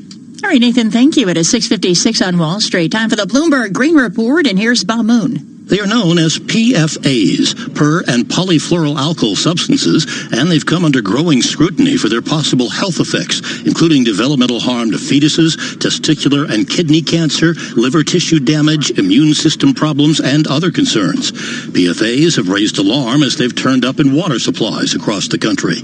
And it turns out that not only are food containers among the things made with the ubiquitous chemicals, the state of Washington hasn't been able to determine if food packaging free of PFAs even exists. The state legislature has moved to ban them from food packaging, but Washington's Department of Ecology is under a mandate to find out what alternatives are available before the ban goes into effect. Its analysis includes everything from dinnerware to takeout containers. The chemicals have been used for decades to manufacture non-stick and stain-resistant coatings in clothing, carpets, and other consumer and industrial products. That's the Bloomberg Green Business Report. I'm Bob Moon. All right, Bob, thank you. Some other stories we're following this morning. We are watching shares of General Electric after it reported earnings this morning up 5.3%. The company said cash from its manufacturing operations will probably rise this year.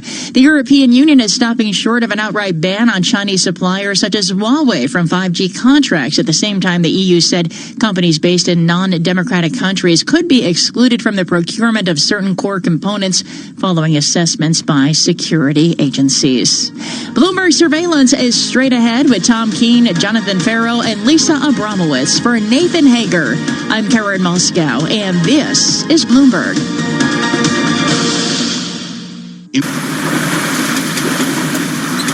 Take the helm and ignite your spirit of adventure with a Sunsail holiday. Relax on a skippered yacht from sunny St. Lucia to the nutmeg-scented shores of Grenada. Or take charge with a bareboat charter along Dubrovnik's glittering coastline. With up to 20% off selected destinations, now is the time to book your Sunsail adventure. Sunsail. See the world differently. Welcome to Nuffield Health Battersea, a gym built around you. You get regular health MOTs to create a plan that works for you, with physios and personal trainers on site. You'll find a wide range of equipment and classes, and our expert team will support you to get the most out of your health, fitness, and your membership. Join today to get the rest of the month free. Search Nuffield Health. Specialists in you. 12-month commitments only. Facilities stated are in most gyms. Visit nuffieldhealth.com/terms. Boredom. Fitness enemy number one. So don't just run. Run. run. Mix it up, skip, run, skip, run. Give yourself a lift. Mix it up, lift. Mix it up, run, lift, splash, skip, lift, run. It's crunch time. Skip, mix it up, run. Mix it out of boxing class. Skip, run, splash, skip, run. Mix it up at Virgin Active and get stronger, fitter, faster. Join now for 12 months and pay nothing until March. T's and C's apply. Run. Mix it up. Skip. Mix it. Run. Mix it. Bloomberg, the world is listening. From the financial capital of the world, 24 hours a day at Bloomberg.com, on the Bloomberg Business app, and on Quick Take by Bloomberg. This is Bloomberg Radio. This is Bloomberg Surveillance Economics. American economic power and future depends on trade deals. In many of these countries, we're still seeing people struggling. Finance. We're in this vortex of uncertainty. These big companies, they just sometimes lack focus. Investment. The markets have become a little bit too addicted to the Fed. Timing the market is just so difficult. Bloomberg Surveillance with Tom Keene and Jonathan Farrow on Bloomberg Radio. From New York City, for our audience worldwide, good morning. This is Bloomberg Surveillance. Coming up on the program, the Fed decides Powell's first rate decision of 2020. Apple rallying to record highs. Tim Cook crushing estimates. And Solomon's Goldman Sachs set to deliver its debut Investor Day. From the Bloomberg Interactive Brokers Studio, hello Wednesday. Here is your Wednesday morning price action. Equity futures positive, up 1/3% on the S&P 500. We're positive 11 points. The risk on fill not confirmed elsewhere, with the bond market firmer and yields lower by 3 basis points on a 10-year to 162, and in foreign exchange a stronger dollar and a slightly stronger Japanese yen. You nailed that, John. We're non-correlated this morning. We've had a lot of tight correlation the last 2, 3, 4 days, and bonds go the different direction from equities this morning. Going to talk about the coronavirus, the latest out of China and the Federal Reserve in just a moment. Let's begin with Apple, Tom. Absolutely nailing it. iPhone Inc. delivering big time. The stock up by 2% in early trading. I'm going to get out a chart here that goes back 30 years, think Scully and all that. From the bottom, the Apple worst, 34% per year. And even from the recent surge going back 5 years, up 29% a year. You wonder, as a blue chip company, why they can't deploy even more cash than what we've seen over the last 5 years. 2 points to make here. Number one, the analyst community absolutely chasing this through 2020 so far. Wedbush calling it a blowout print. RBC saying there's a lot to like. We've had analysts raising their price targets again. Cowen up to 370, Piper Sandler up to 343. But here's the big one to me. The thing that really stuck out to a lot of people, if we're going to adjust the multiple to 20, 24, 25 times forward earnings, then it has to be more about than hardware. It has to be services. And it's services that decelerated. So if there's any bears left out there. Oh, gloomy Pharaoh. No. That's what they're I got to clinging say, to. I actually picked up on the same thing. You know, people explain the services slowdown as sort of not being a structural concern, saying that had to do with declines in the amortization of deferred values of Maps and Syria and iCloud services and things like that. However, Tom, to your point, more than $200 billion of cash on their balance sheet. What are they going to do with that, right? And this comes at a time when increasing focus is being placed on content. I have to wonder, is there going to be renewed focus on them making a huge investment or buying a big content provider? Netflix. I mean, that's sort of the sort of theory out there. Not fear, but the theory, as you say. You know, the 24% share buyback over 5 years. A quarter of the stock has disappeared in 5 years. And the dividend growth rate 5 years is 10-ish, 11%. They just got to. I'm sorry. I'm going. Can I go all Mario Gabelli this morning? You can do whatever you like this morning. I'm going to go all Mario Gabelli. Just give the cash at a more esteemed rate back to shareholders. That's what most companies I disagree. I actually completely disagree, because what you can see is ultimately Apple is an iPhone company. They nailed it with iPhone 11, right? And that's basically, they got the price point right, they got the camera right. But at some point, what if there is some structural shift in the market? They need to have some kind of diversification. And if they don't have it with respect to services, they're not able to accelerate it, what's it going to be? Afterthoughts getting ready for school. She just texted me and say, is it okay if we get new AirPods? Look under your couch, Tom. She wants some more. More, they're all gone. Look, the hardware side of the business is crushing it. I think Apple have done a tremendous job. The numbers look brilliant. This just comes back down to the multiple. What is the appropriate multiple for this company? If you shrink the shares, that helps. I just wonder what they do, as Lisa says, with $207 billion in cash. We'll be talking about Apple a little bit later in the program. It is firmer in early trading, up by 1.9%. Over the next 24, 48 hours, we'll hear from the likes of Microsoft, Amazon and Facebook as well. It is a big week for tech results. Also a massive week for the Federal Reserve, who's looking at the outlook for growth. And I guess coming into this meeting at the start of the year, they thought this one might be pretty straightforward. It just got a whole lot more interesting. Alan Ruskin, Deutsche Bank Chief International Strategist, joins us around the table here in New York. Good morning to you, Alan. Morning. It does just get a little bit more interesting relative to what people thought it would be like maybe a month ago, Alan. What are you focused on today? You're absolutely right, John. What I found is that, Powell came into this meeting, I thought he was going to come into this meeting saying monetary policy is in a good place. And of course, that's all been thrown up in the air by this coronavirus. And there are so many uncertainties that I think he can't say anything too specific about it. But I think he can allude to the idea of uncertainties. What he thought were downside risks from last year related to trade and Iran and oil and Brexit are no longer necessarily there. But he's got a whole new one there that actually looks like it could be much more substantial. So for the time being, his attitude is going to be do nothing, but saying I'm watchful here. And that could be a slight bullish signal for the market. The story of China is something we're all trying to get our hands around. I think for many people, we are deep into the unknown. Even in the world of medicine, deep into the unknown. What constitutes a material reassessment of the outlook of the Federal Reserve? And have you seen enough in the last week to say that we've met that threshold?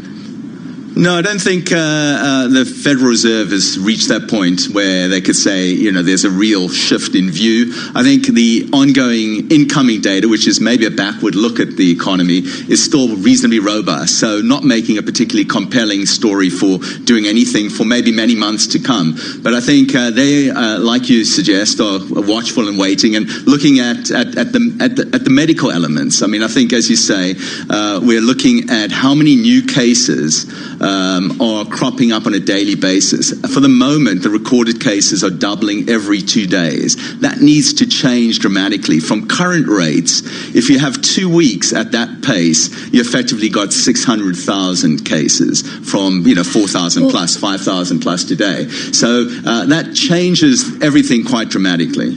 I want to go back to Tom's point that he made at the beginning of the show, which is that there's been a breakdown in correlation. You're seeing a rally in bonds in addition to a rally in U.S. equities ahead of the open. I'm looking at a 2-year yield currently trading at 1.438% and at the lowest level since October. I'm wondering if this implication is the Fed is going to be, all things considered, pushed to cut rates again because of the slowdown incurred by any kind of spread of the coronavirus, but that it won't be enough to disrupt the equity rally. Is that consistent? Is that sort of a consistent outcome?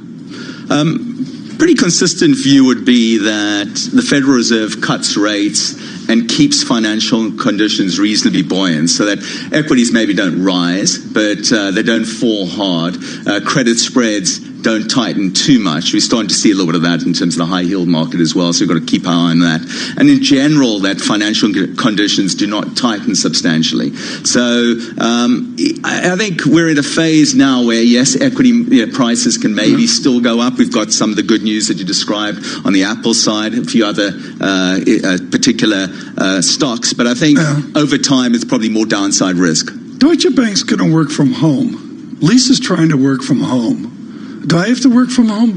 That doesn't work. I'm not working from home. My 10-year-old said he has coronavirus this morning. Yeah, just, the math test is what that says. Actually, true story. True story. Alan, a huge part of society, and Asian society, doesn't have the luxury of working from home, whether it's agriculture or whatever. I mean, how do you, in Deutsche Bank, with all the heritage of Michael Spencer over there, how do you filter a modern, we're going to work from home society from the reality of the rest of Asia?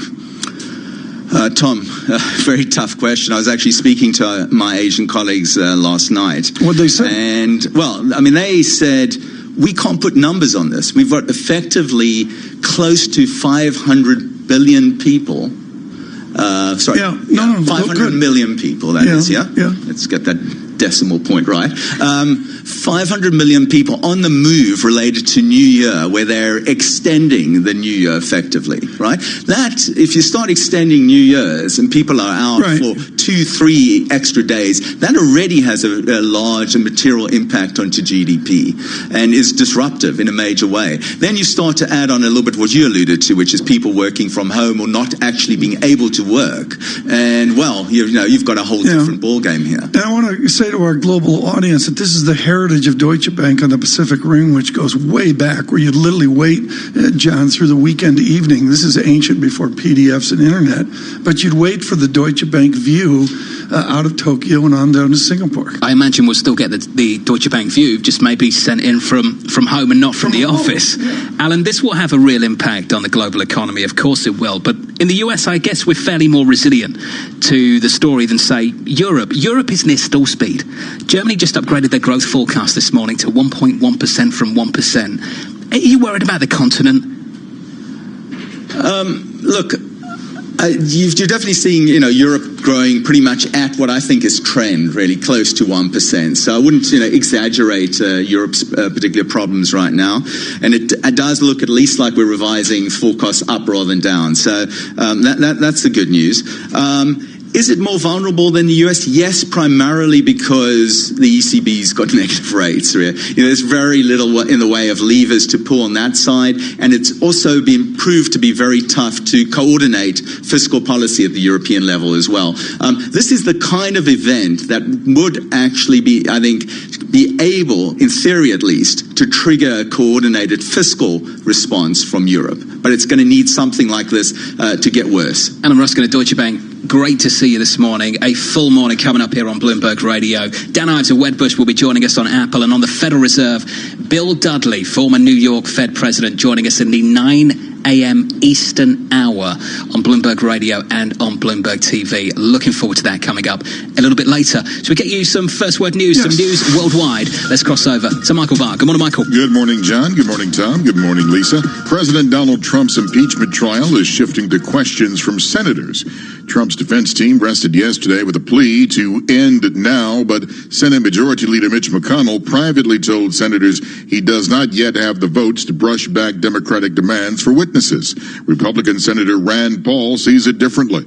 I think there probably will be 51 votes. I don't have any inside knowledge. It's just my estimate. But I think there will be 51 votes against hearing more witnesses. We've heard dozens of witnesses, hundreds and hundreds of pages of documents, and hundreds of hours of repetitive testimony. I don't know what more we could hear. The key votes will be held Friday. President Trump traveled to New Jersey for a Keep America Great rally last night. In Wildwood, the president railed against Democrats speaking to fired-up supporters in the congressional district where U.S. Representative Jeff Van Drew recently changed political parties from Democrat to Republican. Voters are making a mass exodus from that party, and we are welcoming them to the Republican Party with wide open arms. Airlines across the globe suspended more flights to China as governments clamped down on travel to help stop the spread of the deadly virus, the coronavirus. British Airways halted daily routes to Beijing and Shanghai from London's Heathrow Airport. Meanwhile, United Airlines says it would reduce flights to Beijing, Shanghai, and Hong Kong. Global news 24 hours a day on air and on Quick Take by Bloomberg, powered by more than 2,700 journalists and analysts in more than 120 countries. I'm Michael Barr. This is Bloomberg. Tom, John, Lisa. Michael Barr, thank you very much, sir. I actually find the United story, Tom, just a little bit more interesting. United throttling back on capacity because consumers have made the decision not to take the trips anymore. Well said. That's the story, consumption. The micro decisions are huge, and also then the timeline. We'll talk of this as we look at 5 things here in a bit. And not just that, visitor arrivals to Macau from mainland China have plunged 79% during the Lunar New Year holidays. And Starbucks, meanwhile, has closed more than 2,000 outlets in China and talked about its annual financial results being affected by the coronavirus. Bloomberg talking to Kevin Johnson today of Starbucks, I believe, later in the afternoon. Looking forward to that. Coming up next on this program, Dan Ives of Wedbush on Apple. Apple positive 1.8% 0.8% in early trading. Equity futures on the S&P 500 up by 13. We are up by 0.4%. From New York this morning, good morning for our audience worldwide. We're live on Bloomberg Radio.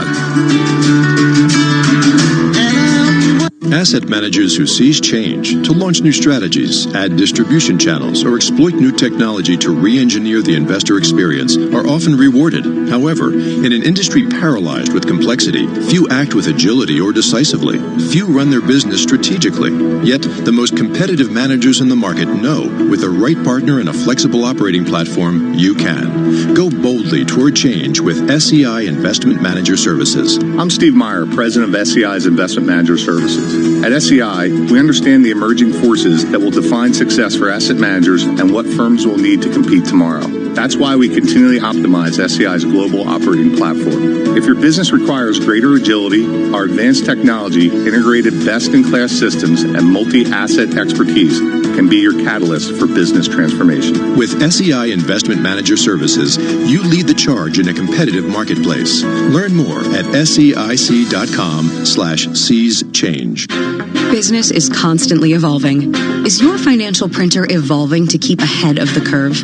At Command Financial, we are redefining financial printing by providing industry-leading expertise, leveraging technology, and honing processes and best practices. Every day, Command helps SEC registrants, as well as members of their working groups, including securities attorneys and investment bankers, prepare, file, and disseminate regulatory and disclosure documents, such as registration statements, M&A documents, and mutual fund prospectuses and reports. Command provides a full range of services to help you effectively complete your deal, meet your disclosure requirements, and achieve your shareholder communications objectives. Visit our website at commandfinancial.com and learn how we're evolving, not only with the times, but also with your business requirements. Command Financial, redefining financial printing. Influential conversation. Welcome to Nuffield Health Battersea, a gym built around you. You get regular health MOTs to create a plan that works for you, with physios and personal trainers on site. You'll find a wide range of equipment and classes, and our expert team will support you to get the most out of your health, fitness, and your membership. Join today to get the rest of the month free. Search Nuffield Health. Specialists in you. 12-month commitments only. Facilities stated are in most gyms. Visit nuffieldhealth.com/terms. Boredom. Fitness enemy number one. So don't just run. Run. Mix it up. Skip. Run. Skip. Run. Give yourself a lift. Mix it up. Lift. Mix it up. Run. Lift. Splash. Skip. Lift. Run. It's crunch time. Skip. Mix it up. Run. Mix it. Add a boxing class. Skip. Run. Splash. Skip. Run. Mix it up at Virgin Active and get stronger, fitter, faster. Join now for 12 months and pay nothing until March. T's and C's apply. Run. Mix it up. Skip. Mix it. Run. Mix it. This is not a cat. This is not a rocket. And this is not a sale.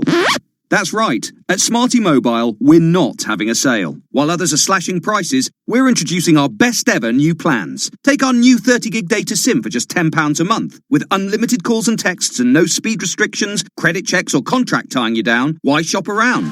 New plans, great value. Now that's Smarty. Grab yours today. Search Smarty Mobile. See smarty.co.uk for terms. Bloomberg.com, the Bloomberg Business app, and on Quick Take by Bloomberg. This is a Bloomberg Business Flash. And I'm Karen Moscow. Bloomberg Daybreak is out on customer terminals, bringing you all the news you need to start your day. Let's get a check of the latest headlines with Hannah George at the Bloomberg Daybreak desk. Good morning, Hannah. Good morning, Karen. The coronavirus continues to spread. The number of confirmed cases in China rose to nearly 6,000, with at least 132 deaths. That has governments tightening travel and border crossings. The Fed is set to stay on hold at today's policy decision. The focus will likely be on its balance sheet, repo policy, and updates to the framework. Apple sales forecast beat estimates, though services revenue came in light. CEO Tim Cook says the iPhone 11 is doing particularly well in China. Coming up, we get earnings from Facebook and Microsoft. Facebook may enjoy robust ad revenue and reiterate its conservative guidance, while Bloomberg Intelligence says Microsoft's cloud deals may counter a slowdown in IT spending. all the news you need to start your day, check out Daybreak on your mobile phone on the Bloomberg Anywhere app. Karen. All right, Hannah, thank you. At McDonald's, fourth quarter U.S. comp sales beat analyst estimates, while Dow Jones is reporting that Les Wexner is in talks to step aside as CEO of L Brands. S&P futures is up 12 points this morning. Dow futures up 98, NASDAQ futures up 42, and the 10-year Treasury up 8/30 seconds, yield 1.62%. And that's a Bloomberg Business Flash. Tom, John, and Lisa. Thanks so much, Karen. John Farrell, Lisa Abramowitz, Tom Keene to get your morning started. Right now, just to get 5 things going here.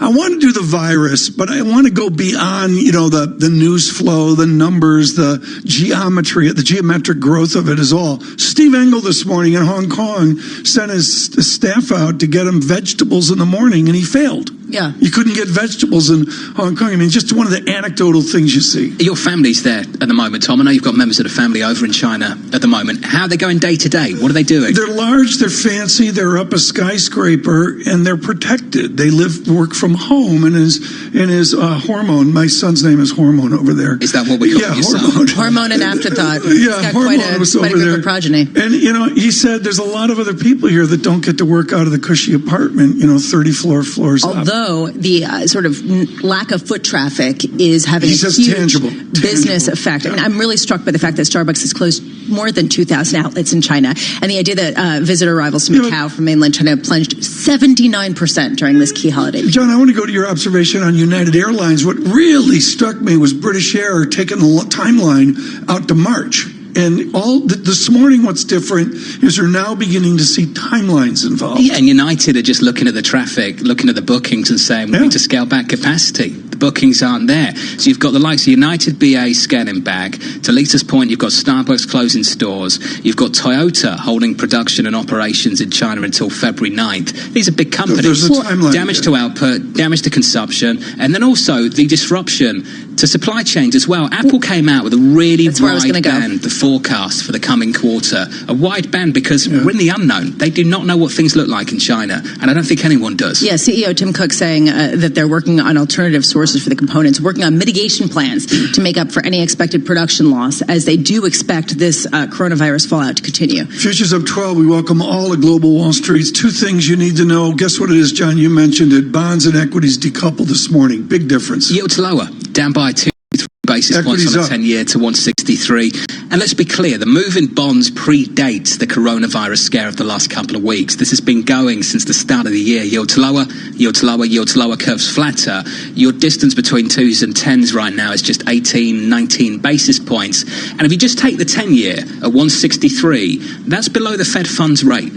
I'm just wondering if that's on the radar of the Federal Reserve in the meeting today. That's a great point. I also want to say that we're seeing as bond yields You going never down. say, I have a great point. I say it all the time, Tom Keene. You have a great point. You just made a great point. He's delicate today. All right. Well, I will just say this. Is it the AirPods that are under the couch? Got that right. All right. Well, I'm looking right now. Oil price is actually up, which is also non-correlated to the bond yields going lower. And I think one question is, if the Fed cuts rates, will that be enough, given what it would take for them to make that move? Would that be enough to sustain the rally in risk assets that we're seeing, as Alan Ruskin was saying, or not? You two are going to be leading the good life. I'll be with Scarlett Fu doing the Fed meeting. Hang on a minute. Isn't that the good life? It's a snooze fest. Okay, the Fed meeting today is a snooze fest. We know it's coming. That's your call, not mine. Let's be clear about that. Jay Powell hopes it's a snooze fest. Isn't that success? He would. That's a success if it's a snooze fest. So seriously, what's the nuance for Michael McKee in the press conference today? Look, I think the most powerful thing the Fed has done in the last 12 months is not even the cuts, it's the shift to the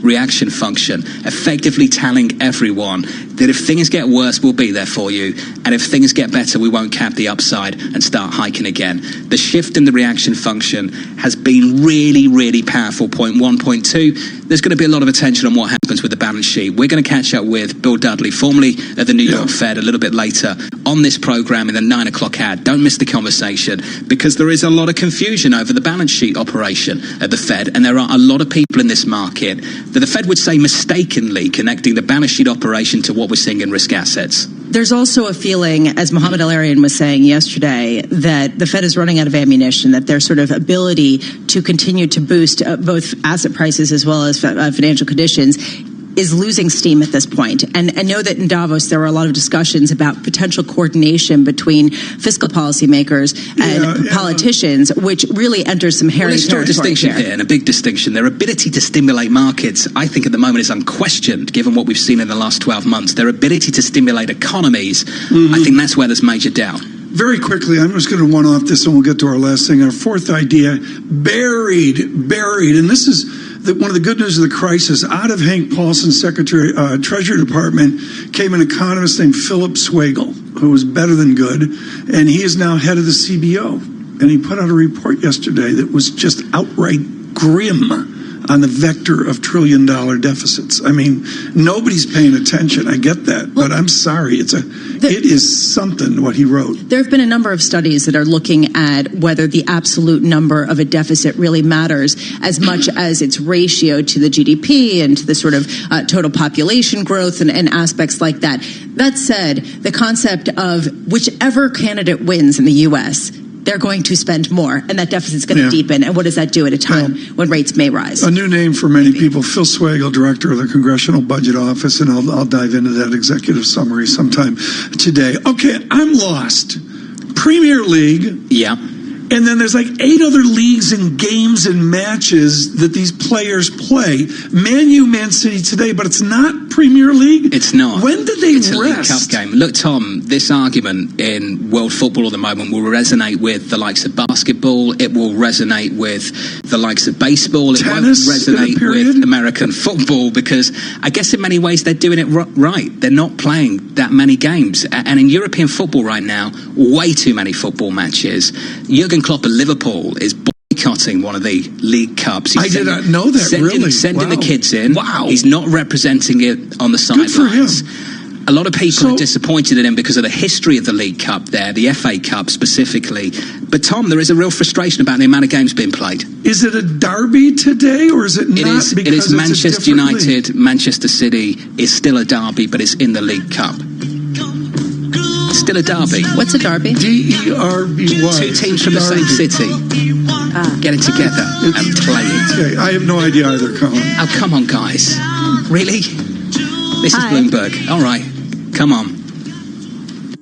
Elite advisory firms rely on BNY Mellon's Pershing to meet the needs of their most complex clients.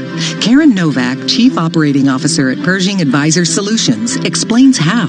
At BNY Mellon's Pershing, we bring customized insights and strategies to help you grow your advisory business and stay on the leading edge. We can support the needs of your most sophisticated clients with a full range of investment and wealth management solutions, from access to private banking to consolidated bank and brokerage custody. Learn why so many of the largest advisory firms turn to us for the financial strength and high-touch service that BNY Mellon's Pershing can provide. Are you well positioned to stand out from your competition? Learn more at Pershing.com or call 800-445-4467. Brokerage custody provided by Pershing LLC and other services provided by Pershing Advisor Solutions LLC. Both members of FINRA and SIPC. Private banking and bank custody provided by BNY Mellon NA. Member FDIC. Message and data rates may apply. T&C and privacy terms can be found at babbel.com/terms. Please don't text and drive. Have you wanted to speak a new language, but you thought it'd be too hard or take too much time? Then try Babbel for free by texting EXPLORE to 64,000. In just 15 minutes a day, you'll be on your way to speaking a new language in just a few weeks. And right now, you can try Babbel for free. Babbel starts out teaching you words and phrases by matching them with pictures. You won't believe how easy the interactive program is. Soon the sentences get a little bigger, and before you know it, you're having simulated conversations voiced by native speakers. And because Babbel is crafted by language experts and uses the spaced repetition method, in just 10 to 15 minutes a day, you'll be speaking the language of your choice with real confidence. With Babbel, you can speak a language. Just text EXPLORE to 64,000 and start your first lesson in the language of your choice for free. Download the Babbel app or text EXPLORE to 64,000 and try it for free. Text EXPLORE to 64,000. Welcome to Nuffield Health Battersea, a gym built around you. You get regular health MOTs to create a plan that works for you, with physios and personal trainers on site. You'll find a wide range of equipment and classes, and our expert team will support you to get the most out of your health, fitness, and your membership. Join today to get the rest of the month free. Search Nuffield Health. Specialists in you. 12-month commitments only. Facilities stated are in most gyms. Visit nuffieldhealth.com/terms. Boredom. Fitness enemy number one. So don't just run. Run. Run. Mix it up. Skip. Run. Skip. Run. Give yourself a lift. Mix it up. Lift. Mix it up. Run. Lift. Splash. Skip. Lift. Run. It's crunch time. Skip. Mix it up. Run. Mix it out of boxing class. Skip. Run. Splash. Skip. Run. Mix it up at Virgin Active and get stronger, fitter, faster. Join now for 12 months and pay nothing until March. T's and C's apply. Run. Mix it up. Skip. Mix it. Run. Mix it. Let's get this right, sir.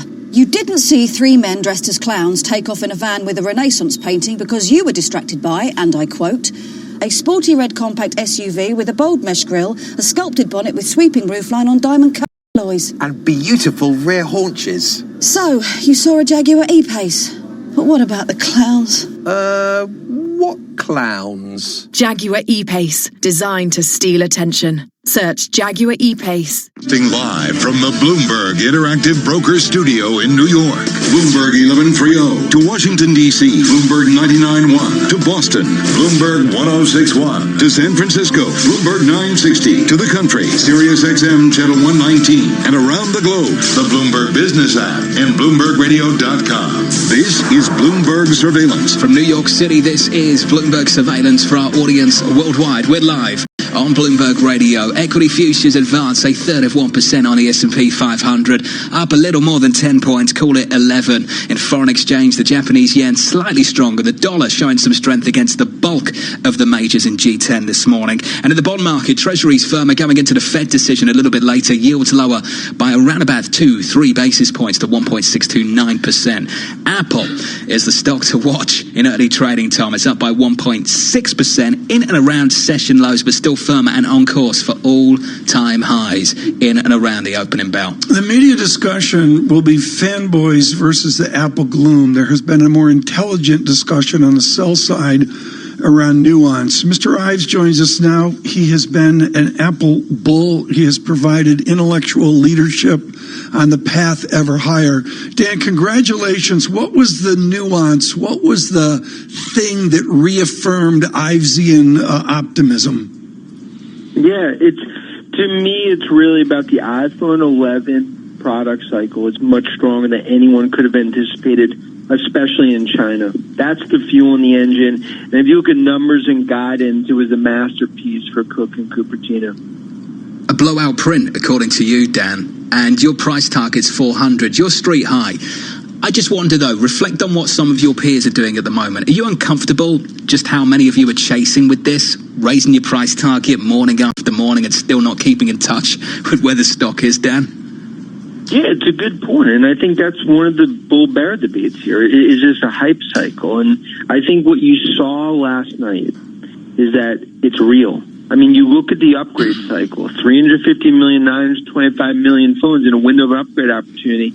Going into a transformational 5G cycle, I could tell you in 20 years of covering tech, I think it's one of the more transformational cycles I've seen, and that's why I think Apple has a 4 in front of it a year from now. But Dan, you're making a big point here. You're emphasizing the hardware, and as a lot of people saw this multiple go through the roof, they were emphasizing the shift to services. Now, I want you to help our audience understand the appropriate multiple to put on this company, and whether you're valuing a super cycle on the hardware side or the shift to services. Which one is it, Dan?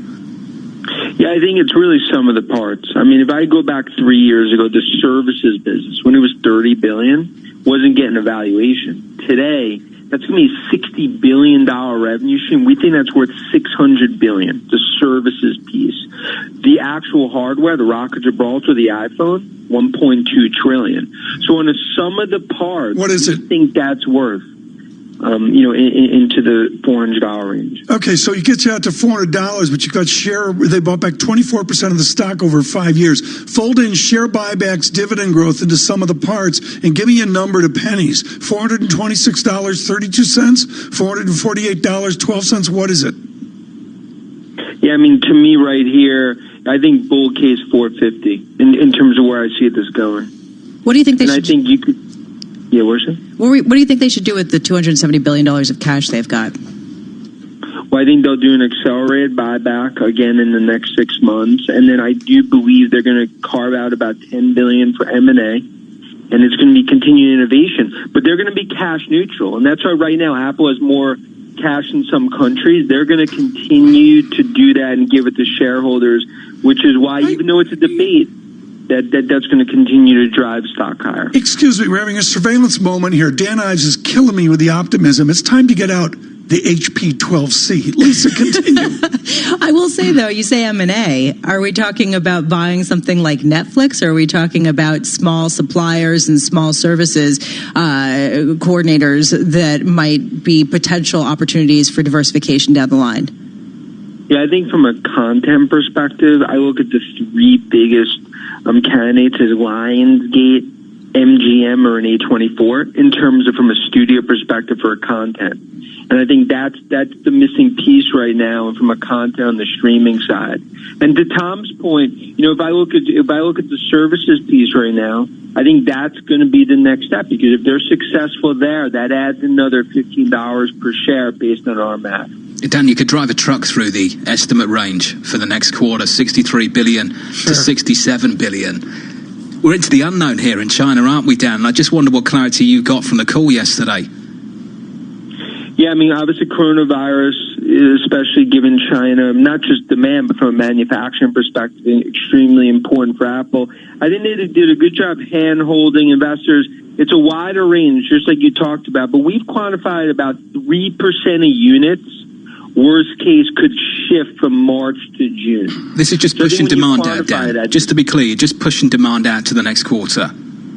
It's a pure timing, pushing demand out. I don't view any manufacturing restriction in terms of Foxconn where we are right now. If obviously this continues to get worse and we go into March, then it becomes an issue. Okay, we got to get the camera out here. Lisa's doing it. I've just done the HP-12C. We got to help young Ives here with the help. If you extrapolate $2 trillion, Dan, write this down, $462.31 per share. $461.31 per share. That's with no further share buyback, Dan. I mean, they're going to get to $2 trillion in 24 months, given your vector, right? I mean, that's why right now, I mean, as much as from a betting perspective, I look at it like $2 trillion going into 2021. To me, based on the trajectory, it's as confident as I feel as Mayhom's on Sunday. Even I got that joke. You got that joke? Oh, my God. Well, I will say, there is a question, though, here. What is the potential for disruption? And what's sort of the competitive pressure at this point for Apple to keep innovating in order to keep this... Oh, there you go, gloomy again. I'm not gloomy. I'm looking at the potential pitfalls. The worries, the fear. Help me out here, Dan. Yeah, I think the biggest thing that they proved, not just last time, but over the last year, when you look at AirPods going to be 5% of revenue this year. 85 to 90 million units they're going to sell. So from an You're killing Tom, by the way. Killing him. Well, and it comes down to when you look at AirPods, that's really been a huge part of the innovation. They're going to have to continue to innovate. But ultimately, right now, for the next 12 to 18 months, it's Rock of Gibraltar iPhone, services. That's how you get to the Tom Keene 462 price target. Oh, listen, I'm going to get in trouble. It's the Tom Keene price target. Tom's gone from a triple leverage cash fund to a $2 trillion price target. No, but realistically right now, if you look at the setup right here, I could tell you, if I looked at Apple the last decade, I've never been more bullish in terms of the setup and where I see it going. Yeah, full disclosure, and Emily Hosgotchel just emails in. Emily and I sat out in Cupertino once. They flew us out. And we were under the platinum record of Gwen Stefani, of No Doubt, trying to explain the podcast business, John. And you and I, we're talking our book, folks. John and I have been hugely affected by the success of these podcasts. We're almost at 1 million downloads every single month. We'll stop talking our book. We got to jump there. Lisa's kids started tuning in. Let's talk about some options out there, Dan Ives. Some people have mentioned in the last 24 hours that I can get Facebook at a lower multiple, spinning off much higher top-line growth. Why do I want to own Apple at 24 times earning? Dan, you don't just cover Apple. Look at the other tech firms that you cover at the moment. Why would Apple be top of the pile, top pick? Well, look, I mean, Facebook, we're still extremely bullish on as well. And what I continue to believe, FANG names have another 25% higher this year. And I think you have to sort of diversify in terms of that Facebook bet as well as Amazon. But to me, in terms of a transformational cycle, you look where Apple is today, you look where what happened last night, that really now gave credence to what I believe is going to be a historical bull cycle for Apple that we're only halfway through. Very good. Dan Ives, congratulations on your call. Greatly appreciated. He is with Wedbush. John and Lisa, we see Boeing coming over. GE earlier with a little bit of pop. I guess Boeing is sort of flat here with this set of headlines. Yeah, we've thrown everything at this company over the last couple of months, and as stock sticks, it goes nowhere in pre-market. But here are your headlines. The cost for the 737 MAX fix now at $20 billion. They cut plans for the 787 production rate, and fourth quarter revenue came in at $17.91 billion. That's a 37% decline year over year. The numbers really aren't pretty, but we expected nothing better, really. Yeah, well, I will say that actually shares now, after taking a moment and having an initial plunge of nearly 2%, now up 1% in pre-market trading. Some of the aspects here, Boeing paid $1.2 billion of dividends in the fourth quarter. So that was one thing that took away from the cash, but you're at least getting paid dividends. And I think that the sort of debate here with Boeing is that it has failed on a whole host of issues in terms of communicating with people, in terms of training pilots, and yet it's one of the only games in town. It has basically a monopoly, or a duopoly rather, with Airbus. And this creates a real structural challenge, especially for investors, because ultimately Boeing is not going to go out of business. It's just a matter of whether it can get its books in order at this point. Stock with a little lift in early trading, Tom, now up by around about 1 full percentage point. Extraordinary headlines. We'll have much more on that. The Bloomberg NJIT STEM report, brought to you by New Jersey Institute of Technology, atop 100 National University in the latest U.S. News and World Report college rankings. Learn more at news.njit.edu. Here's Bob Boone. Tom, Jonathan, Lisa, good morning. Here's what's making news in science, technology, engineering, and math. We put the focus on engineering today. One of the big brains behind Facebook, its top engineering executive, Jay Parikh, is leaving the world's largest social network after more than a decade. Parikh announced the move on his Facebook page, saying he'll stick around for a few months and transition his duties. Think you could handle the job? Think you can multitask? Parikh oversees all engineering and infrastructure efforts and manages thousands of employees around the world. He was instrumental in building the massive data centers that power Facebook's social media services. A few years back, he gave a presentation about the huge infrastructure challenges in just a half-hour slice of time at Facebook. At that time, Facebook was ingesting 10 terabytes of data in a half hour, the equivalent of processing about 1 million phone books, and scanning the equivalent of 5 times the text in the Library of Congress. We process and upload 6 million photos in 30 minutes. 160 million new newsfeed stories are created every 30 minutes. We send 5 billion real-time messages out to mobile phones and to desktop computers in 30 minutes. 10 billion profile pics, thumbnails will be served. And finally, 3.8 trillion cash operations will be performed in the next 30 minutes. Parikh's other projects have included bringing wireless internet connectivity to rural areas through solar-powered drones and undersea fiber cables. Yeah, I could do that. That's the Bloomberg NJIT STEM report. Tom, Jonathan, Lisa? Bob Boone, thanks so much. And now for the news in New York City, here's Michael Barr. Tom, Lisa, John, thank you very much. The president's impeachment trial has hit the question phase as senators will spend the next 2 days grilling Trump's defense team and House impeachment managers. According to the rules, senators must remain silent but can submit their questions in writing, which Chief Justice Roberts will address to both sides of the impeachment trial. Then the crucial vote on hearing from witnesses. President Trump held a Keep America Great rally in Wildwood, New Jersey last night. The president spoke in the congressional district where Representative Jeff Van Drew flipped political parties from Democrat to Republican. This November, we are going to win back the House. We are going to hold the Senate, and we are going to keep the White House. Airlines around the world have suspended more flights to China as governments clamp down on travel to help stop the spread of the deadly coronavirus. Global news 24 hours a day on air and on Quick Take by Bloomberg, powered by more than 2,700 journalists and analysts in more than 120 countries. I'm Michael Barr. This is Bloomberg. John? Michael Barr, Dan Ives of Wedbush getting excited about the Kansas City Chiefs. He said it's a done deal on Super Bowl Sunday. I don't know about that. I got a wife who's a 49ers fan. Oh, she's a 49ers fan. Yes. The missus at home. And lets me know every day about the line. Do you have to support the 49ers this weekend? Heck no, I ain't happening. Forget that. I hope you're not listening. From New York City, for our audience worldwide, this is Bloomberg Radio. You're listening to Bloomberg Surveillance.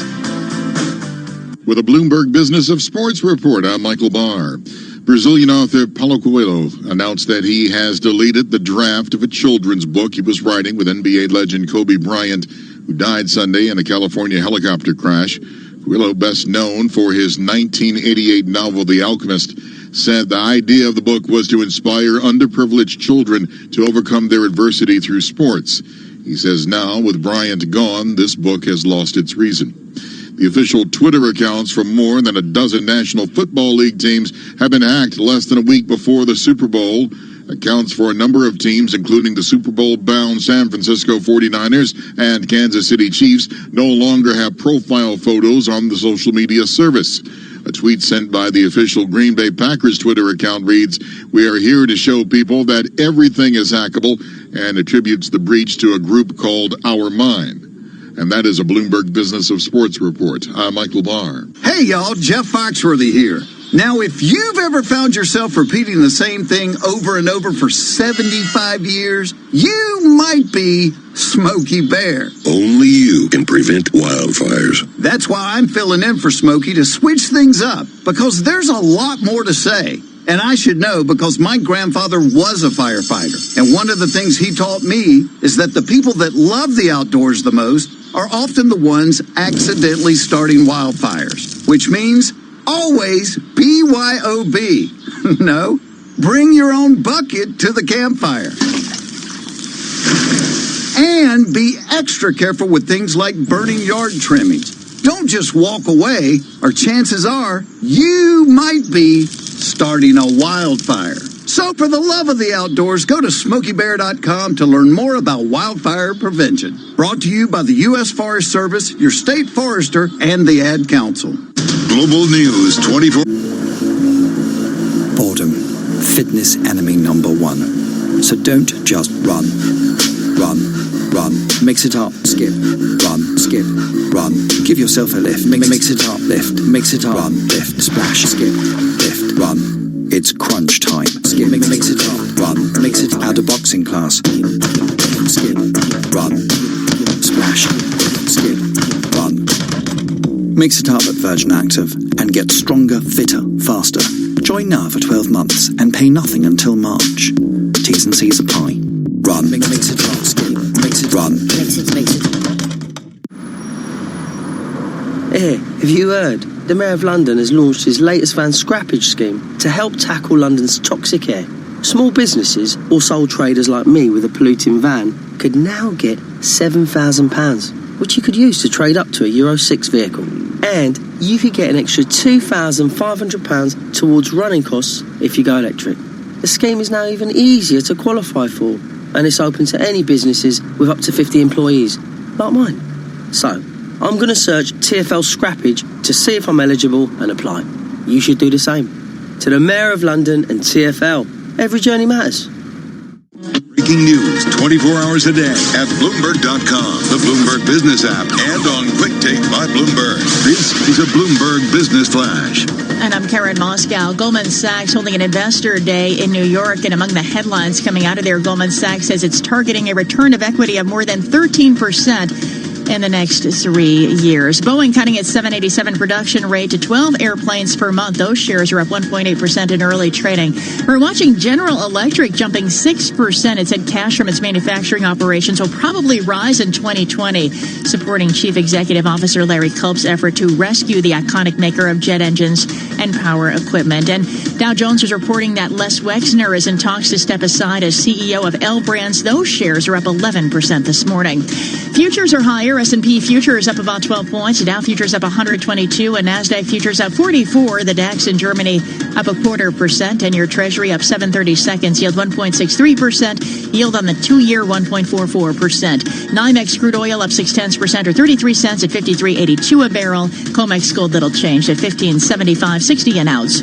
The euro 1.0999 against the dollar. British pound 1.3005, and the yen 109.11. And that's a Bloomberg Business Flash. Tom, John, and Lisa. Karen, thank you very much. Just getting some headlines out of Goldman Sachs' debut Investor Day. The stock is up by 1.5% in early trading. The headline that crosses the Bloomberg: Goldman Sachs targets return on equity of more than 13% in the next 3 years. Goldman Sachs targeting more than 14% ROTE in the next 3 years. You compare that to what Morgan Stanley came out with just last week. The bank came in 2 weeks ago to earn a return on tangible common equity of 13 to 15% in the next 2 years, Tom. That's Morgan Stanley versus the goal of 14% in the next 3 years at Goldman Sachs. Sonali Basak talking to Mr. Solomon, I believe this afternoon after the Fed show. John, we didn't get all that much out of him in Davos. I mean, we tried to do the Investor Day with him last week, and he wasn't having any of it. But there's nowhere to go uphill for Sonali Basak today. Just to give some perspective, their ROE consensus for Goldman is about the midpoint of its largest peers, so not necessarily a home run. Well said. We'll be talking more about this coming up at the show with Sonali Basak. This is an important interview. What we're going to do now is away from the business of this terrible virus. We're going to talk of the medicine. She's out of Oberlin and out of the hugely prestigious University of Washington Combine in microbiology and virology. Jennifer Rohn joins us now from UCL in London. She's done absolutely original work, among other things, on the feline virus scare of a number of years ago. Dr. Rohn, do you know the medicine of this virus this morning? Can you identify its virology, or does that need to wait for a few days or weeks? You know what it does. We know that it, very much like the SARS virus before it goes inside your lungs and basically just rips them out. It's a really, really harsh attack on the lungs. We know that people can recover from this. People have recovered, but unfortunately, about 2 to 3% of people will die from this. Within this and within that narrow percentage, which is still heartbreaking, is it the risk of the virus or the knock-on bacterium afterwards? Is it secondary illnesses that kill people, or is it actually this virus? I don't think we know for sure, but I think the early indications are that it's actually directly caused by the virus. This would be the modus operandi of a number of viruses to go in and attack the lungs. Dr. Rohn, it's early days, so we haven't done a lot. The picture is emerging. Dr. Rohn, this morning I was looking exactly what you were saying, that the 2 to 3% mortality rate so far that we have tracked. I'm wondering how accurate that is in terms of the diagnosed cases, especially in light of some of the news that a lot of people who might contract the virus have no symptoms whatsoever. Well, the death rate, from what I understand, the hospitals in China are overwhelmed. There's been social media reports of corridors full of people. Some of them look like they're not alive. We don't know how up-to-date the reporting is. There might be a lag time in understanding the true death rate. And obviously, if this virus is contagious when you have no symptoms, that would cause more spread. I think the jury is still out on that. There are some people who have reported this, but these data have not been sort of carefully checked by the community. So I'm not sure, but on that point, but the numbers that we have could be underestimated simply because there's just a backlog in getting people tested and getting the numbers up. What are you hearing about that then? Let's talk about it in a little bit more detail. First of all, the incubation period, the period between exposure and when you first see signs of symptoms. As you mentioned, Jennifer, there is some debate as to whether you are contagious during the incubation period with this specific virus. Do we know how long the incubation period actually is? Well, this has also been a moving target. So the initial estimation was the incubation period may have been as long as 2 weeks.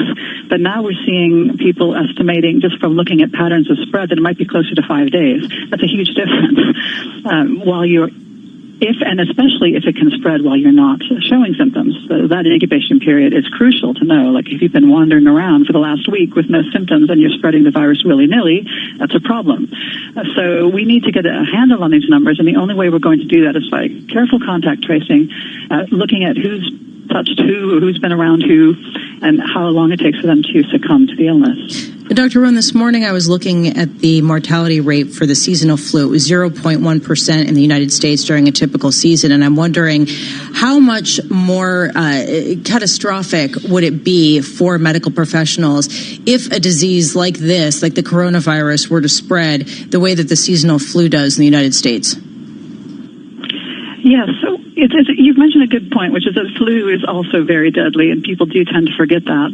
I think that flu is a very familiar illness. We know about it. We have a vaccine. We have almost a assembly line approach to it every season. We track and we monitor it, and we know how it works. I think the danger here is that we don't know anything about this new virus. We only know a very, very tiny amount. We don't know how it ticks.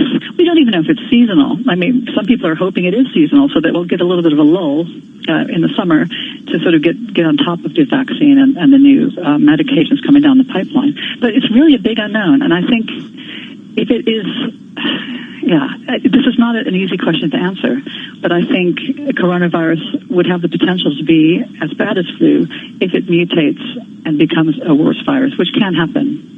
Dr. Jennifer Rohn, thank you so much for being with us to provide the true medical perspective, considering the fact that everybody is trying to assess the medical circumstance from the armchairs of their investment strategies, because honestly, it's, they're not doctors, but it's very difficult to know exactly how this is going to transpire, even for the medical professionals. I've been really keen to emphasize this, that for the investor world, there is no point pretending you're a doctor for the next several weeks. And when you listen to the experts, what strikes me, Thomas, just how little we know still about this particular virus. And she mentioned Elisa's good question at the end there about viruses change, and there's a healthy respect among virologists over what is now may not be there a month or 2 months from now. Not to be inflammatory, but there's just they're not bacteria.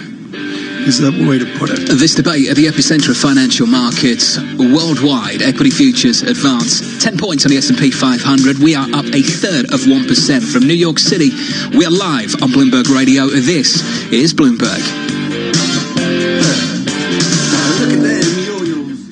Why has boredom fitness enemy number one? So don't just run. Mix it up, skip, run, skip, run.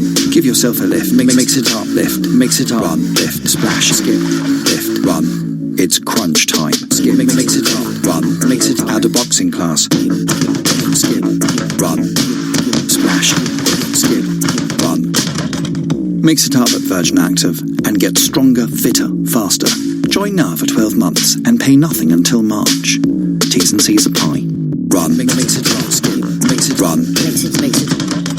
Hello, you lot. It's Sean from Tyneside News. It's been proper electric in my shop today because tonight it's a quadruple rollover. So I've cranked up the tunes. Loggy dip, please, Shawnee. You don't want to miss it, like. Lotto from the National Lottery. Your numbers make amazing happen. Rules and procedures apply. Players must be 16 or over. Whatever job you're searching for, you can find it on LinkedIn. First jobs, flexible jobs, keep me out the cold jobs, advertising jobs, accounting jobs, HR, PR, even ER jobs, East London jobs, West London jobs, extra hour in bed jobs, startup jobs, late start jobs, get home in the daylight jobs, banking jobs, building jobs, flexible working on a Friday jobs, or even voiceover jobs, which is how I ended up recording this ad. Search millions of jobs on LinkedIn and find one meant for you. Keys. Check. Phone. Check. 70s playlist downloaded? Check. Nice.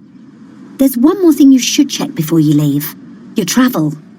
There's a new cycleway under construction between Kensington Olympia and Brentford Town Centre, so expect delays due to lane closures at the junction of Kew Bridge Road and Chiswick High Road.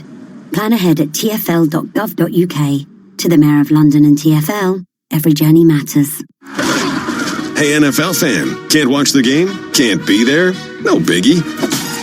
With your TuneIn Premium membership, you already have an all-access pass to every team and every game in the league. Amazing, right? Steps up, floats it towards, at the goal line, it's intercepted! Listen live as the action unfolds or on demand when you can. Anytime, anywhere, all season long. Right side, it is caught. It is in for the right side for the touchdown to Keenan. Search NFL today. When you're not listening to your team, take it to the end zone, the rim, or the net. Keep up with the biggest moments in sports by following TuneIn on social media. Block, Cook into the end zone for the touchdown. From reminders of the live top games to tips of the best sports stations and podcasts. Welcome to Undisputed. We are live from Los Angeles. I'm Jenny Taft here with Skip Follow Bayless. at TuneIn on Facebook, Twitter, and Instagram to get the most out of TuneIn. On this week's On the Media, fearing restrictive laws from the new Democratic majority in Virginia's capital, gun owners demonstrate and whisper about armed rebellion. And they were using a different term, boogaloo, which is this semi-ironic online term for civil war, and talking about, like, does the boogaloo begin in Virginia?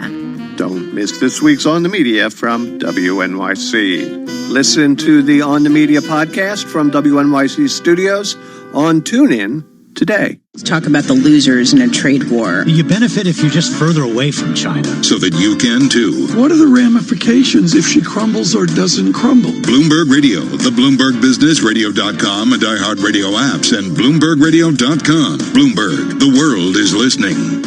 From the financial capital of the world, 24 hours a day at Bloomberg.com, on the Bloomberg Business app, and on Quick Take by Bloomberg. This is Bloomberg Radio. This is Bloomberg Surveillance Economics. The good news is the economy is strong. The bad news is the economy is strong. Financial crises take a really long time to recover from. Finance. The strong job market's pulling people back in. You can't have for very long, monetary union without a fiscal union. Investment. What we preach is extreme diversification. It's hard to have sustained productivity without capital investment. Bloomberg Surveillance with Tom Keene and Jonathan Farrow on Bloomberg Radio. Good morning, everyone. John Farrow and Tom Keene, thank you for joining us. Good morning. Sirius XM Channel 119 in Boston, 106.1 FM, Bloomberg 1130 in New York, 99.1 FM in Washington. An extraordinary day in Washington. We can talk Washington, the continuing evolving of the virus. Jennifer Rohn, just outstanding moments ago from London, one of the world's leading medical virologists. That was a chilling conversation, John. Emphasizing how little we know about the situation at the moment, even in the medical world. In the investment world, we're trying to get our hands around it and struggling to do so. Equity futures higher, Tom, by a third of 1%. Bonds go the other way. Bonds market, though.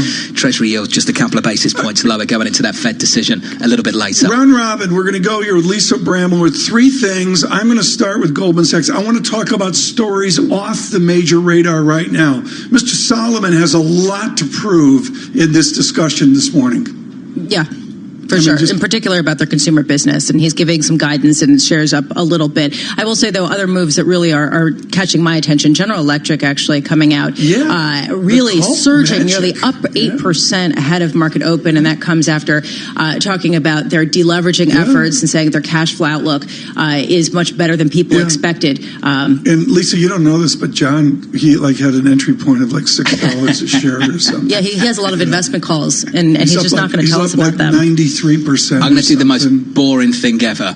Apple, the most researched stock on the planet, and this analyst community just cannot keep up. Is it over-owned, though, by institutions? And I would say no. The stock's up by 1.7%. Do you remember that scene in season 1 of Billions? I always go back to it, where they're sitting around the table. Is that the one where I'm in it? Not that one. Oh, sorry. And not the one I'm in either. Where they're sitting around the table and they have a discussion about investor ideas, investment ideas, and the guy at the end of the table says Apple, and everyone looks at him like he's from another planet and he's an idiot. Right. Well, there you go. I will say one other stock that's catching my attention. We're talking a lot about Apple in the next hour in driving it through the day. Boeing shares up more than 2%. And this comes after saying that they're going to halt some of their 787 production, laying out some of the costs for the 730 MAX debacle. I'm just shocked. And we were talking about this earlier. how resilient the stock has been after unbelievable mismanagement at the time when they just are a duopoly with Airbus. There is no other option. You can say this about a broader market, though, just how resilient this equity market has been as well, Lisa. I've been really surprised how contained the equity market fallout has been, given what we saw in credit spreads through last week and into the beginning of this week as well, down just a couple of percentage points off the highs. Yeah, well, I think that it's an energy story, but definitely interesting. Resilience, key word here, especially given the concerns that we have about the coronavirus. Some of the themes this morning, again, Shonali Bassick in conversation with Mr. Solomon. John and I strongly agree she can't do worse than us in Davos this morning. If Shonali's listening, go get him. Godspeed. Our chief financial correspondent. Right now, and this is the person, the level of cynicism in her work is off the chart, including why presidents fail and how they can succeed again. Elaine Camargue has a real franchise in Washington with the Brookings Institution of looking from their Center for Effective Public Management at the successes and the failures of our presidential group, not just President Trump, but back over years. And it's a good time to catch up with Elaine. Elaine, good morning. I'm absolutely fascinated from the Camargue prism. What does the impeachment hearings look like? Well, thanks for having me, and good morning to you. The impeachment hearings up until about 2 days ago were looking kind of boring if you had watched all the lead up to them in the House of Representatives. But then came a bombshell, and the bombshell was John Bolton's the leak of John Bolton's new book, and him squarely saying that he heard the president say he was holding up aid in hopes of getting an investigation into the Bidens. That was the first time somebody said absolutely the president said this. The president did have a quid pro quo. It was ironic. It came on the closing day of arguments where, of course, the Republican defenders had been arguing that, no, there was no quid pro quo. So now there is this kabuki dance unfolding where McConnell is looking for enough votes to stop Bolton from testifying. And so far, looks like there's 3 Republicans that would vote to get Bolton to testify. They only need 1 more. And so there's suddenly these kind of boring hearings, or the boring trial, has jumped onto the front page once again, and there's lots to speculate about. Elaine, there's kind of a bubble in the Beltway, in a number of communities where people are absolutely trained with their focus, absolutely centered on these hearings. You go outside that, people aren't paying attention. And in markets, certainly, this is not being treated as a market-moving event. At what point does this sort of renewed tension that we're seeing play out in the headlines actually trickle into some action that will have a potentially market-moving or sort of broader impact? Well, I'm not sure that it does, only because the entire impeachment of Trump has been, built into people's expectations for some time now, ever since September, really, when the news broke. So, short of Trump actually being convicted, which still looks doubtful, it does. I'm not sure that it has much effect on anybody's, immediate day-to-day lives. Obviously, in Washington, they have to play this out because it is a question of constitutional import, and it is a question for what kinds of leeway future presidents may have vis-a-vis Congress. So it has to be played out here. Elaine, the bad news is John Farrow doesn't get American politics. He's from the Midlands of England, and John is dazzled by the length of our political process. I'm not sure if this is rude or not. I said to John the other day, it's Elaine Camargue's fault. You've been with the Democratic Party Rules Committee for a long time. I mean, come on, Elaine. It's your fault. Tell me about the Democratic Party, your Democratic Party, and their rules going from the caucus of Des Moines over to the convention. I mean, how messed up is it? Well, I mean, look, first of all, it's not terribly different. And I would say to John, it is a very big country, so getting around to campaign in it does take a little bit of time. Even before the reform movement, even before the primaries stretched all the way from February to June, people were campaigning for president in the year before the election. Certainly Jack Kennedy was back in 1959. Certainly Barry Goldwater was. I mean, we have had long races. They just haven't been as public as they are now.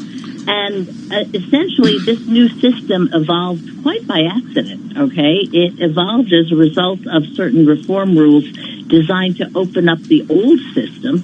And in fact, what states did when they confronted these reform rules is they said, having a binding primary is by far and away the easiest way for us to comply and keep our delegation from being challenged at the convention. And so, really, without anybody realizing what was happening, we went from a system that was a partially closed system to party members to a wide open system of this year more than 40 primaries. Yeah, it's your fault. Well, Elaine, since we've all had such great fun exposing my ignorance, let me ask the stupid question from the foreigner. Yeah. What's the difference between a caucus and a primary? There we go. And why are we doing this? It's a fundamental difference. Put it as it's almost a quality versus a quantity issue. In a caucus, citizens have to come together. They have to vote for their candidate. They have to then discuss which candidate is their preferred alternative, assuming that their first choice didn't reach 15%. They then elect people to represent them to the next level, and they debate platform issues. I mean, it's quite a serious undertaking in democracy. And so it's qualitatively, a caucus is quite good. The problem with it is that it requires people to take 2 to 3 hours out of a Monday evening, and not everybody can do that, or not everybody wants to do it.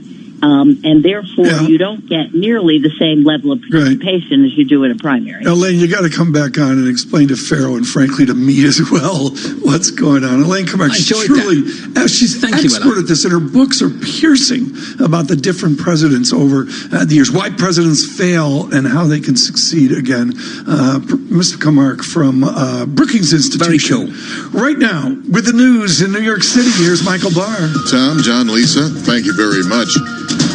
Airlines around the world have suspended more flights to China as governments clamp down on travel to help stop the spread of the deadly coronavirus. Meanwhile, a charter flight out of the coronavirus epicenter, Wuhan, organized for consulate staff and U.S. citizens by the State Department, touched down in Anchorage, Alaska overnight.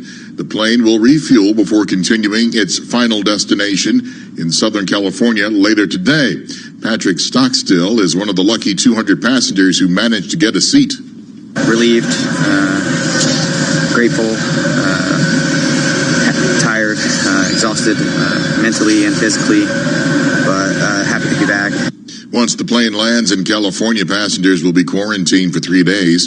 The coronavirus death toll is now up to 132 in China, with about 6,000 confirmed cases. President Trump's defense team has wrapped up its opening arguments in the Senate impeachment trial, and now the questioning begins today. Ted Cruz and other Republican senators met behind closed doors as the outcome of a looming vote on whether to call witnesses remains uncertain. The witness vote, I think, could easily be close. We just came from a conference in which there was vigorous discussion and debate on the question of whether additional witnesses are needed. Senate Majority Leader Mitch McConnell in that meeting says he does not know if he has the votes to block witnesses for now. The outpouring of grief grows as authorities continue to gather information on what could have caused the deadly crash that killed NBA legend Kobe Bryant and 8 others. A tribute was paid to a beloved collegiate baseball coach and his family, who were among the passengers in that helicopter. At their season opener, a moment of silence was held for John Altobelli, honoring the Orange Coast College longtime head coach. Global News 24 hours a day on air and on Quick Take by Bloomberg, powered by more than 2,700 journalists and analysts in more than 120 countries. I'm Michael Barr. This is Bloomberg, Lisa. Michael Barr, thank you so much. General Electric shares really soaring ahead of the open. 7% gains ahead of the open after Larry Culp seems to be getting some steam behind his turnaround, saying that cash flow from its manufacturing operations will probably rise in 2020. And this comes as, CEO Larry Culp is trying to revive this with a slow and steady approach. Really interesting to see that where the strength came from. The aviation unit, kind of shocking, given the fact that given everything with the 737 MAX jet, given everything that we've seen, they're seeing strength there. Some good stories out there, not just with GE, with Goldman Sachs as well, coming out with their profitability targets. It is their debut investor day as a public company, believe it or not. That takes place today. We will catch up with the CEO, Mr. Solomon, a little bit later. The stock of Goldman Sachs up 0.9%. The other stock story that I know a lot of you were focused on, Apple, firmer in early trading, up by 1.9%, and we may get an all-time high at the opening bell. Your equity market more broadly shaping up as follows this Wednesday morning. Futures positive 11 points on the S&P 500. We are doing better in the bond market. Yields lower still, down 3 basis points, 163. From New York, this is Bloomberg.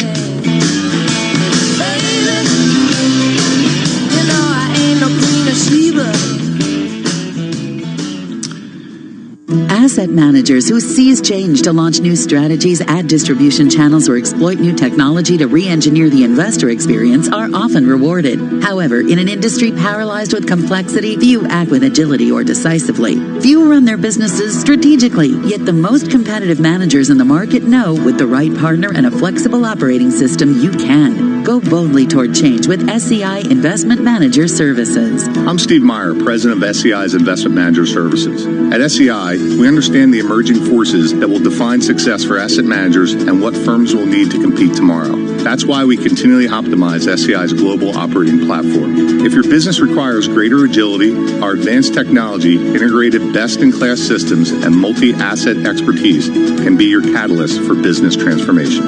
With SEI Investment Manager Services, you lead the charge in a competitive marketplace. Learn more at SEIC.com/seize change. Business is constantly evolving. Is your financial printer evolving to keep ahead of the curve? At Command Financial, we are redefining financial printing by providing industry-leading expertise, leveraging technology, and honing processes and best practices. Every day, Command helps SEC registrants, as well as members of their working groups, including securities attorneys and investment bankers, prepare, file, and disseminate regulatory and disclosure documents, such as registration statements, M&A documents, and mutual fund prospectuses and reports. Command provides a full range of services to help you effectively complete your deal, meet your disclosure requirements, and achieve your shareholder communications objectives. Visit our website at commandfinancial.com and learn how we're evolving, not only with the times, but also with your business requirements. Command Financial, redefining financial printing. Influential conversations from Bloomberg Television. Here's Taylor Riggs on Bloomberg Technology. The deadly coronavirus has killed at least 80 people in China and sickened more than 2,700. Researchers are frantically working to come up with remedies. One of the firms trying to do just that is Inovio. Boredom, fitness enemy number one. So don't just run. Run. Mix it up. Skip. Run. Skip. Run. Give yourself a lift. Mix it up. Lift. Mix it up. Run. Lift. Splash. Skip. Lift. Run. It's crunch time. Skip. Mix it up. Run. Mix it. Add a boxing class. Skip. Run. Splash. Skip. Run. Mix it up at Virgin Active and get stronger, fitter, faster. Join now for 12 months and pay nothing until March. T's and C's apply. Run. Mix it up. Skip. Mix it. Run. Mix it. Hello, you lot. It's Sean from Tyneside News. It's been proper electric in my shop today because tonight it's a quadruple rollover. So I've cranked up the tunes. Loggy dip, please, Shawnee. You don't want to miss it, like. Lotto from the National Lottery. Your numbers make amazing happen. Rules and procedures apply. Players must be 16 or over. Have you heard? The Mayor of London has launched his latest van scrappage scheme to help tackle London's toxic air. Small businesses or sole traders like me with a polluting van could now get £7,000, which you could use to trade up to a Euro 6 vehicle. And you could get an extra £2,500 towards running costs if you go electric.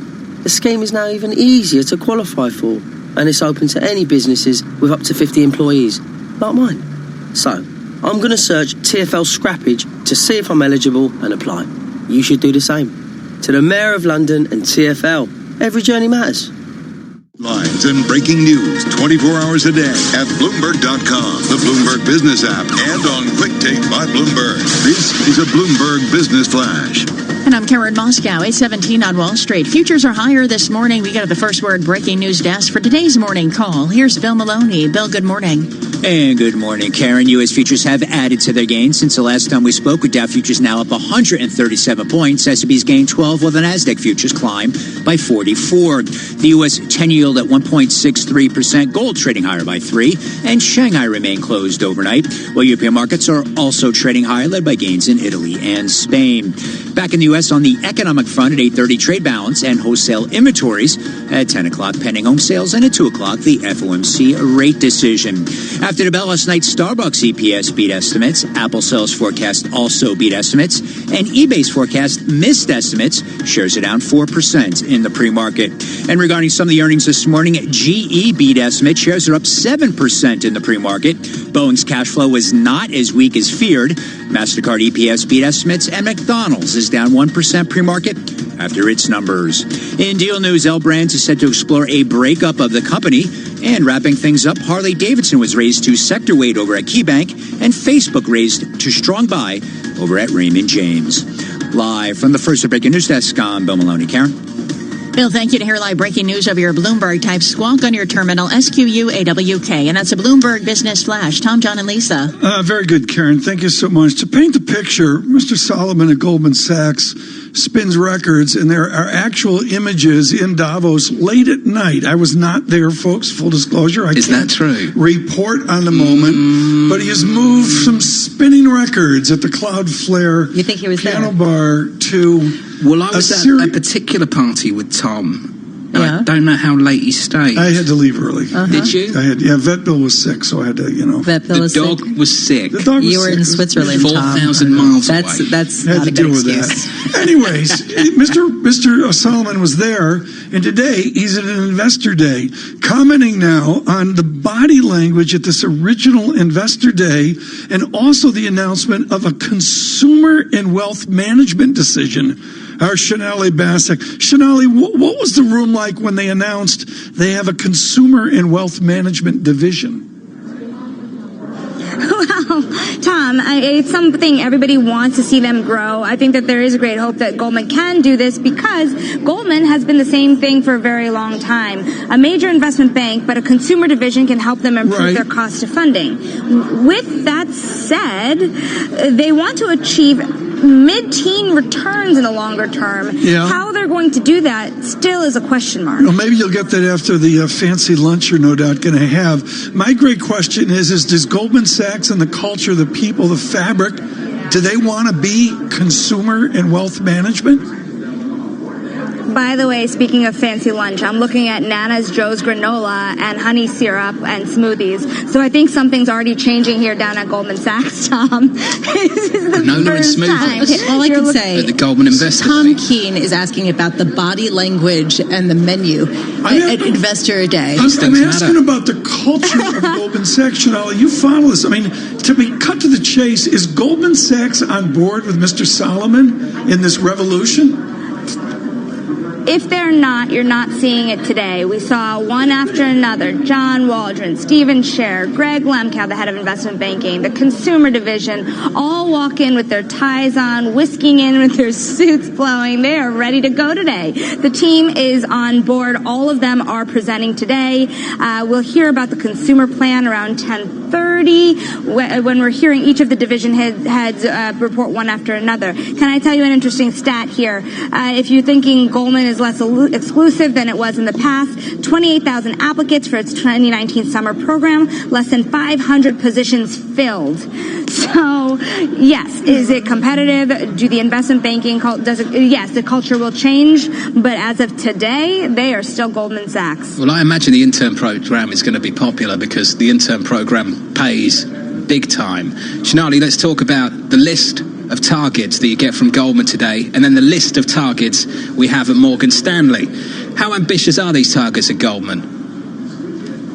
They are the same. So, listen, between 13% return on equity, 14% return on tangible equity, that is pretty much in line with where Morgan Stanley is. The 60% efficiency ratio is very interesting. How they're supposed to keep their costs in line while they invest in this massive consumer business, I don't know how they're going to do. Remember, Morgan Stanley, they grew their wealth manager in a down market on the cheap very many years ago, and then watched it catapult past 27% margins. And now they want a 17% return on tangible common equity in the longer term. So is Goldman going to be playing catch up here with Morgan Stanley and JP Morgan? Well, and there's also a question of just how well their effort to expand in the consumer sector has done. I mean, we haven't really seen the granular details, and we were expecting them today. What have we learned so far? Nothing yet. What we know so far is that they want to grow deposits by $100 billion in the shorter term. The big question on Wall Street is, are they going to do that organically? Will they do that through acquisition? Will the Federal Reserve allow them to acquire a bank? Yeah. Or if they do that organically, how do they compete? Shanali Basak, just before an avocado smoothie at the Goldman Sachs Investors Day. Thank you so much. And an important interview this afternoon with Mr. Solomon, wrapping up all. What a set of spin, John. I mean, it's amazing to see the spin of an investment house. Really, isn't that what an investor day is? Yeah, but it's in cultural change. They're secret. Goldman Sachs doesn't do investment. Not anymore. I mean, that didn't work, right? I mean, that's the whole point, is that people are rewarding them for their transfer. They're hoping that people will reward them for their transfer. You ever had an avocado smoothie? No. What else do you put with that? No. Well, that's what Tom was talking about. Avocado smoothies. Various and sundry at home do that, and I don't. Actually have one every morning. You have an avocado smoothie in the morning? Half an avocado, some blueberries, a little bit of peanut butter, some protein powder. It sounds just blend it all together, refrigerate it overnight, comes out like a little bit of a mousse in the morning. Do you think it's disgusting? Do you sort of choke it down? No, it's actually a great way to start the day. John, in college, you started the morning with a Coors Light, and now you'd upgrade to a PBR, and you'd move on from there. I can't do that anymore. With a Coors I can't Light. do that anymore. There's no way you ever started with a Coors Light. I've got to stay healthy. Come to work, no caffeine, just get ready for the day in front of me, and a great morning with you guys. I just love being with you both. No coronavirus. I just love being with you both. Can you cue some music up? I know exactly. Please, just where's the sound effect? I come in every morning smiling, right. Looking happy, great now. Get bouncing this. off the wall. Get this. Boeing shares are up 3.7% ahead of the open. I think that's really interesting. There are a lot of really interesting shares out there making moves. Just to sort of throw that into the mix. Boeing shares. I think that's avocado. Seriously, I'm going to bring you some in tomorrow. Oh, God, Lisa, save you can eat it Are on you air. kidding? I'm going to videotape it, and I'm going to be live by live. I think blow by blow. Can I do a data check and save us? Futures up 12, down. I was trying to earlier. You didn't Lisa, let me. Let's do a group data check. Let's hold hands I'll do and do a equities. data Futures check. up 11, Dow futures up 142. Lisa, do bonds. Yeah, you've got a rally in bonds. You've got the yield on the 2-year now, 1.44% going lower. Clapton to the rescue. This is Bloomberg.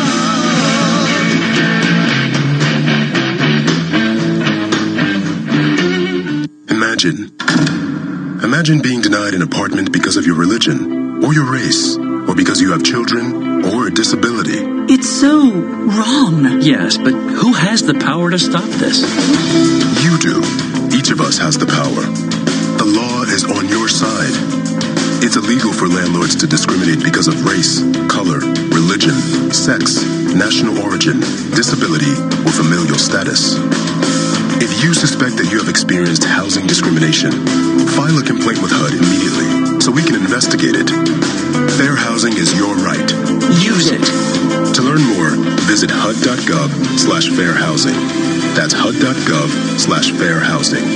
Or call 1-800-669-9777. 1-800-669-9777. A public service message from HUD in partnership with the National Fair Housing Alliance.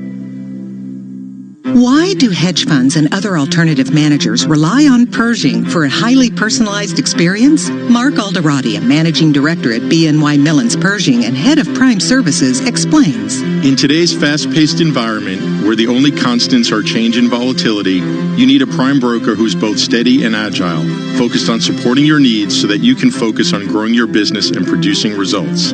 Exceptional client service and advocating for our clients is at the core of what we do. Our award-winning high-touch team is just one of the benefits of working with BNY Mellon. We help alternative investment managers create great experiences for their clients.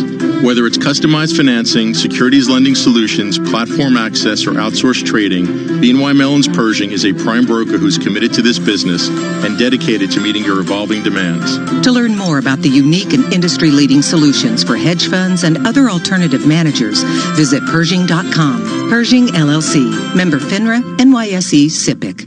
This is a Bloomberg Money Minute. Welcome to Nuffield Health Battersea, a gym built around you.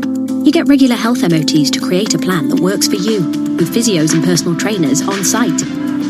You'll find a wide range of equipment and classes, and our expert team will support you to get the most out of your health, fitness, and your membership. Join today to get the rest of the month free. Search Nuffield Health. Specialists in you. 12-month commitments only. Facilities stated are in most gyms. Visit nuffieldhealth.com/terms. Boredom. Fitness enemy number one. So don't just run. Run. Run. Mix it up. Skip. Run. Skip. Run. Give yourself a lift. Mix it up. Lift. Mix it up. Run. Lift. Splash. Skip. Lift. Run. It's crunch time. Skip. Mix it up. Run. Mix it. Add a boxing class. Skip.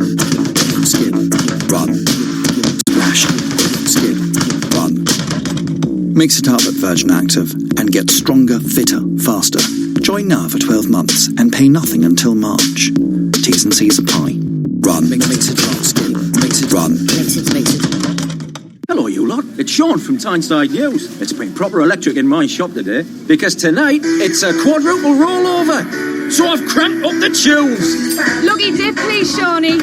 You don't want to miss it, like. Lotto from the National Lottery. Your numbers make amazing happen. Rules and procedures apply. Players must be 16 or over.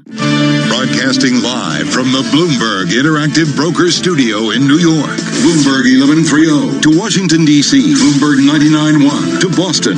Bloomberg 106.1 to San Francisco. Bloomberg 960 to the country. Sirius XM Channel 119 and around the globe. The Bloomberg Business app and BloombergRadio.com. This is Bloomberg Surveillance. From New York City, this is Bloomberg Surveillance for our audience worldwide. We're live on Bloomberg Radio, where equity futures grind higher by a third of 1% on the S&P 500, up 11 points. Some stocks to watch out there. GE surging in early trading as the company says the cash coming from manufacturing operations will probably rise in 2020. That's the good news out there. Goldman out with some profitability targets. The market likes it just a little bit. We're firmer by 1% in early trading. And the stock to watch over the last 24 hours into today's session, Apple. Firmer once again up by more than 2 full percentage points. Apple stock on course for an all-time high in and around the opening bell a little bit later. So let's see the equity market story. Ahead of the Fed a little bit later, the bond market story as follows. Firmer with yields lower by 3 basis points to 162 on a US 10-year. Speaking of the Fed later, the data in focus. Let's get you some of it. Here's Vinny, Dodgy Dice. Okay, good morning, Jonathan. Advanced trade balance, merchandise trade, before we get the data on merchandise and services later. $68.3 billion. It widened more than forecast, $68.3 billion. So some deterioration there in the trade sector, merchandise trade. Still on the agenda, 10 a.m. Wall Street time, pending home sales. Economists looking for a little bit of an increase. And, of course, 2 p.m. Wall Street time, the Federal Reserve. I'm Vinny Del Giudice, Bloomberg Radio. Let's go back to New York. Vinny, thanks so much. Econ data today, it comes at a little light as well. Yields are in, as John mentioned, even if the futures up 11 right now. Vince Reinhardt with us, and it is a timely conversation because so much of what we heard at the World Economic Forum meetings was about core theory. For years, he led the theory study at the Federal Reserve System and was way out front with a number of other lead economists on driving forward the terms, the words, and the jargon of the Fed. He is, of course, Mellon, chief economist, and he joins us this morning. Vince, one of the words that John and I heard interview after interview was either tool or toolkits as well. What is the toolkit that Chairman Powell has at the press conference this afternoon? What's available? Pretty limited in the sense that I think they still believe that the funds rate is in the right place to keep the economy in a good place. One thing you'll never hear from a central banker is admitting defeat. You can always do a little bit more of what you've done previously, right? Including making your balance sheet bigger and changing the composition. John, that's just equivalent. They got that from fans of the Boston Red Sox in the 1960s. He did mention the balance sheet, so let's explore that a little bit further. Vince, let's talk about it. The balance sheet operation of the Fed at the moment, building up some big purchases of T-bills and arguably set to unwind some of that, or at least stop it later this year. How do they go about communicating that? So I think that they have a problem in terms of the repo market, and their solution is brute force, i.e. buy so many assets, you've created an ample amount of reserves, and so the repo rate and other overnight rates won't spike. The problem they have, as you note, is they made their balance sheet bigger again by buying treasury bills, and those treasury bills are going to be going away, and you think you'll get some balance sheet shrinkage later in the year. They don't have to. They are in complete control of the balance sheet. They can buy longer term treasury securities, or they can arrange a rolling book of temporary transactions to make sure they keep reserves ample. Yeah. They don't have a permanent fix yet, but they're going to do it the old-fashioned way, which is just keep adding reserves.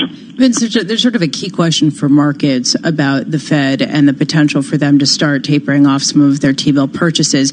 Just how much of an effect has their balance sheet expansion that we've seen over the past 6 to 8 months had on risk assets? And Bill Dudley, former New York Fed president, who's going to be coming on the show later on with John and Tom, writing in a Bloomberg opinion piece, I am skeptical that the Fed's balance sheet expansion is having a major effect on U.S. stock prices. Do you agree? I was going to say, go to your Bloomberg terminal and read the article by Bill Dudley. I agree. I think that mostly the asset prices are driven by the interest rates the Federal Reserve sets, i.e. the overnight rate and its configuration of borrowing, deposit rate and such. And the composition of the balance sheet, the size of the balance sheet has at most a second or third order effect. So I think Fed officials just won't go there, and you will not hear Jay Powell this afternoon take any responsibility for asset values associated with the size of the balance sheet. Where he has to take responsibility in terms of asset values is the lowness of the overnight rate. The problem at the moment, though, Vince, and I think you'll appreciate this, and it is a clearly well laid out argument from the former New York Fed president this morning. He goes through the impact, the effect on interest rates, the effect on liquidity, but the signaling. If enough people think that is what it matters for financial assets, isn't that a problem that they've got to own? Yes, and we had that. The Fed had that problem a year ago, December, when everybody was talking about quantitative tightening associated with the runoff of the balance sheet. There are such things as self-fulfilling prophecies that if enough people in the market convince themselves it's so, then it may wind up so. And it's up to Chair Powell and his colleagues to push back on that mistake. Do you have in your research history at the Fed, Vince Reinhardt, I think of Dr. Orphanides and many others writing with you and for you, any essays that say a central bank can reflate other than massive issuance of money? I mean, is reflation a valid monetary concept? Inflation is always and everywhere a monetary phenomenon. No, but I mean reflation. Reflation. Just the physical ability to reflate an economy. Is it doable? I would ask Governor Kuroda about that, because he's having an enormously difficult time. Yeah, thank you. Even though he's throwing every monetary policy tool at the problem. I think there's two. This is what you have to remember, Tom. A central bank does not create extra demand. it borrows it. It either borrows it from its trading partner by depreciating its currency, or it borrows it from the future by keeping short rates lower than the equilibrium one. And what's the problem post-financial crisis? The equilibrium rate is really low, so the Fed can't have much of a sale on interest rates. It can't get the actual rate that much below the equilibrium, and nobody wants to accept appreciation of their currency vis-a-vis the dollar, so Jay Powell can't get the dollar down. That will be on our podcast this afternoon, folks. And for those of you in young academics and economics, Professor Reinhardt just nailed it there on the demand illusion involved. And he has the experience to back it up with 24 years at the Federal Reserve, particularly as the Division of Monetary Affairs and Secretary, the economist in the Federal Open Market Committee. I'm curious, given your experience at the Fed, what you think of the increasing focus on some sort of coordination between politicians and monetary policymakers. How concerning is that to you as sort of the possible next step in an effort to reflate the economy? So I think that if you erode the independence of the central bank, then you do longer term damage to your ability to stabilize the economy. I think the problem is not about the Federal Reserve, is that fiscal policy is done so poorly. Congress can't act. We don't have sufficient automatic stabilizers. The biggest lie in Washington, D.C., or among the biggest lies, let me be clear, is that there are always shovel-ready projects if you want to do discretionary spending. We just don't do it right. And because fiscal policy is done so poorly, we rely on monetary policy more than we have to. So I'd get fiscal policy better coordinated and then leave monetary policy to do in the gap. Vince, one final question. What are you going to listen for today? I mean, Michael McKee's going to be there. They're going to ask a lot of questions. Everybody's telling me it's a snooze fest. I don't buy it. The press conference is never a snooze fest, is it? If I were Jay Powell, I wouldn't call on Mike McKee because he'll ask a hard question. Well, he does. Usually brings a place to silence. It's embarrassing.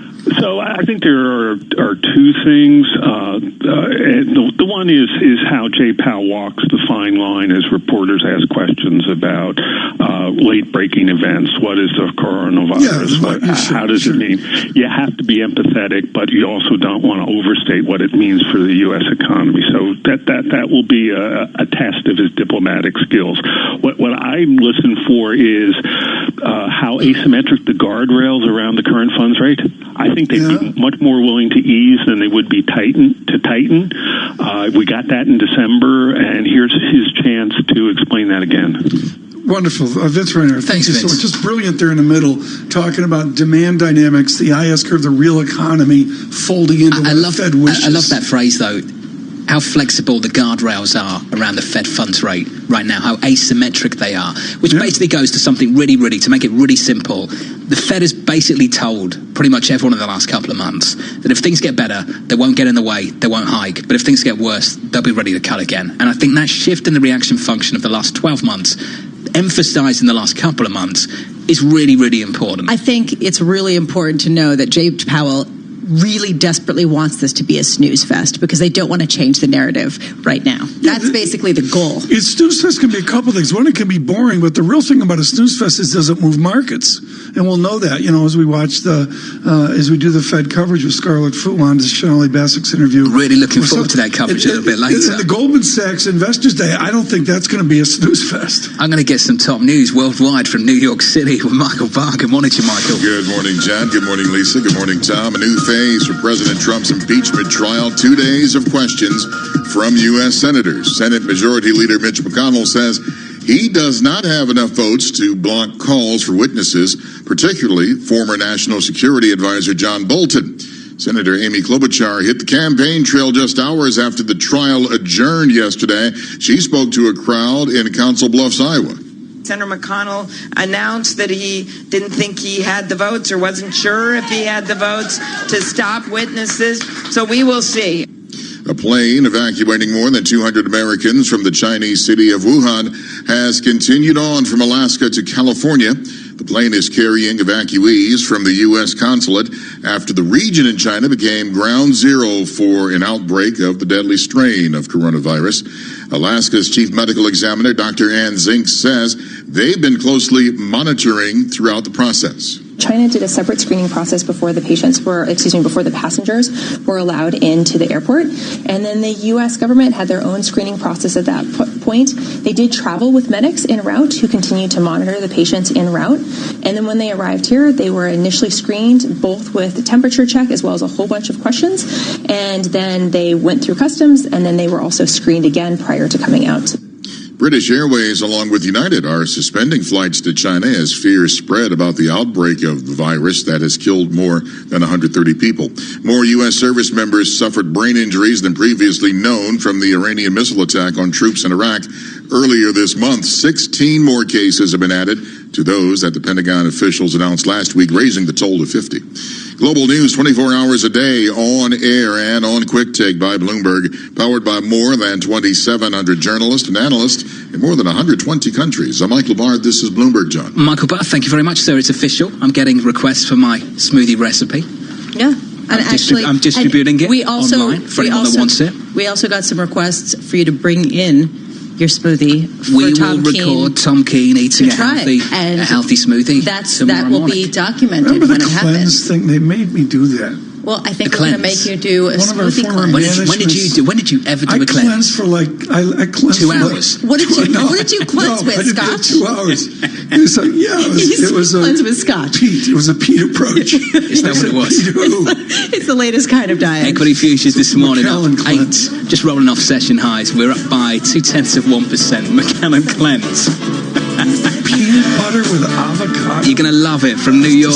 You're listening to Bloomberg Radio. I'll only do it if Michael Barr does it. This is Bloomberg. This is your Bloomberg Real Estate Report. I'm Denise Pellegrini. The average home seller cleaned up in 2019. Adam Data Solutions says they pocketed about $65,500 on the typical sale. That's up from $58,100 last year and about $50,000 2 years ago. Sellers in South Bend, Indiana and Boise, Idaho probably did especially well. Prices rose 18% in South Bend, 12% in Boise. Adam says prices also gained 10% in Spokane and Atlantic City, and prices reached new peaks in 105 of the 134 metros Adam looked at, including Los Angeles, Dallas-Fort Worth, Houston, Washington, D.C., and Philadelphia. Nationwide, a quarter of all buyers made all-cash purchases. That might seem high, but it is the lowest level since 2007, and while distressed sales fell to 13% of total sales, they rose in 8 states, including New Jersey, Connecticut, Delaware, Maryland, and Rhode Island. And that's your Bloomberg Real Estate Report. I'm Denise Pellegrini. Message and data rates may apply. T&C and privacy terms can be found at babbel.com/terms. Please don't text and drive. Have you wanted to speak a new language, but you thought it'd be too hard or take too much time? Then try Babbel for free by texting EXPLORE to 64,000. In just 15 minutes a day, you'll be on your way to speaking a new language in just a few weeks. And right now, you can try Babbel for free. Babbel starts out teaching you words and phrases by matching them with pictures. You won't believe how easy the interactive program is. Soon the sentences get a little bigger, and before you know it, you're having simulated conversations voiced by native speakers. And because Babbel is crafted by language experts and uses the spaced repetition method, in just 10 to 15 minutes a day, you'll be speaking the language of your choice with real confidence. With Babbel, you can speak a language. Just text EXPLORE to 64,000 and start your first lesson in the language of your choice for free. Download the Babbel app or text EXPLORE to 64,000 and try it for free. Text EXPLORE to 64,000. Connecting decision makers to a network of news. Welcome to Nuffield Health Battersea, a gym built around you. You get regular health MOTs to create a plan that works for you, with physios and personal trainers on site. You'll find a wide range of equipment and classes, and our expert team will support you to get the most out of your health, fitness, and your membership. Join today to get the rest of the month free. Search Nuffield Health. Specialists in you. 12-month commitments only. Facilities stated are in most gyms. Visit nuffieldhealth.com/terms. Boredom. Fitness enemy number 1. So don't just run. Run. Run. Mix it up. Skip. Run. Skip. Run. Give yourself a lift. Mix it up. Lift. Mix it up. Run. Lift. Splash. Skip. Lift. Run. It's crunch time. Skip, mix it up, run, mix it, add a boxing class. Skip, run, splash, skip, run. Mix it up at Virgin Active and get stronger, fitter, faster. Join now for 12 months and pay nothing until March. T's and C's apply. Run, mix it up, skip, mix it, run. Mix it. At the Bank of Santander, they've created Stan, a smart bot that can predict the future of remortgaging. All right, Stan, will my mortgage rate go up? 1955 was the last time Newcastle won the cup. No, try not to mumble. Playing, let's get ready to rumble. Meanwhile, at Santander, they can't predict your future, but they'll help secure it with great mortgage rates fixed for up to 10 years. See what's possible at Santander. Early repayment charges apply. Lending subject to status and criteria. Your home may be repossessed if you do not keep up repayments on your mortgage. Breaking news 24 hours a day at Bloomberg.com, the Bloomberg Business app, and on Quick Take by Bloomberg. This is a Bloomberg Business Flash. And I'm Karen Moscow. Goldman Sachs Group's new leadership is looking to lure investors with a fresh promise of growth as Wall Street's once dominant firm tries to regain its luster. The firm said its goal for return on equity is more than 13% over the medium term, which it defines as 3 years. That's up from the 11.5% it posted in 2019, excluding litigation charges. Boeing closed the financial books on a tragic and tumultuous 2019 by revealing that total cost for its grounded 737 MAX will surpass $18 billion when the tab for restarting production later this year is included. And General Electric said cash from its manufacturing operations will probably rise in 2020. Those shares up 7.6% this morning. We are watching crude oil this morning with its climbing after reports of a Houthi attack on Saudi oil facilities. Right now, NYMEX crude is up 0.9% or 48 cents at $53.96 a barrel, while Brent is up 1.2% at $60.22. Futures are higher. S&P futures up 8 points.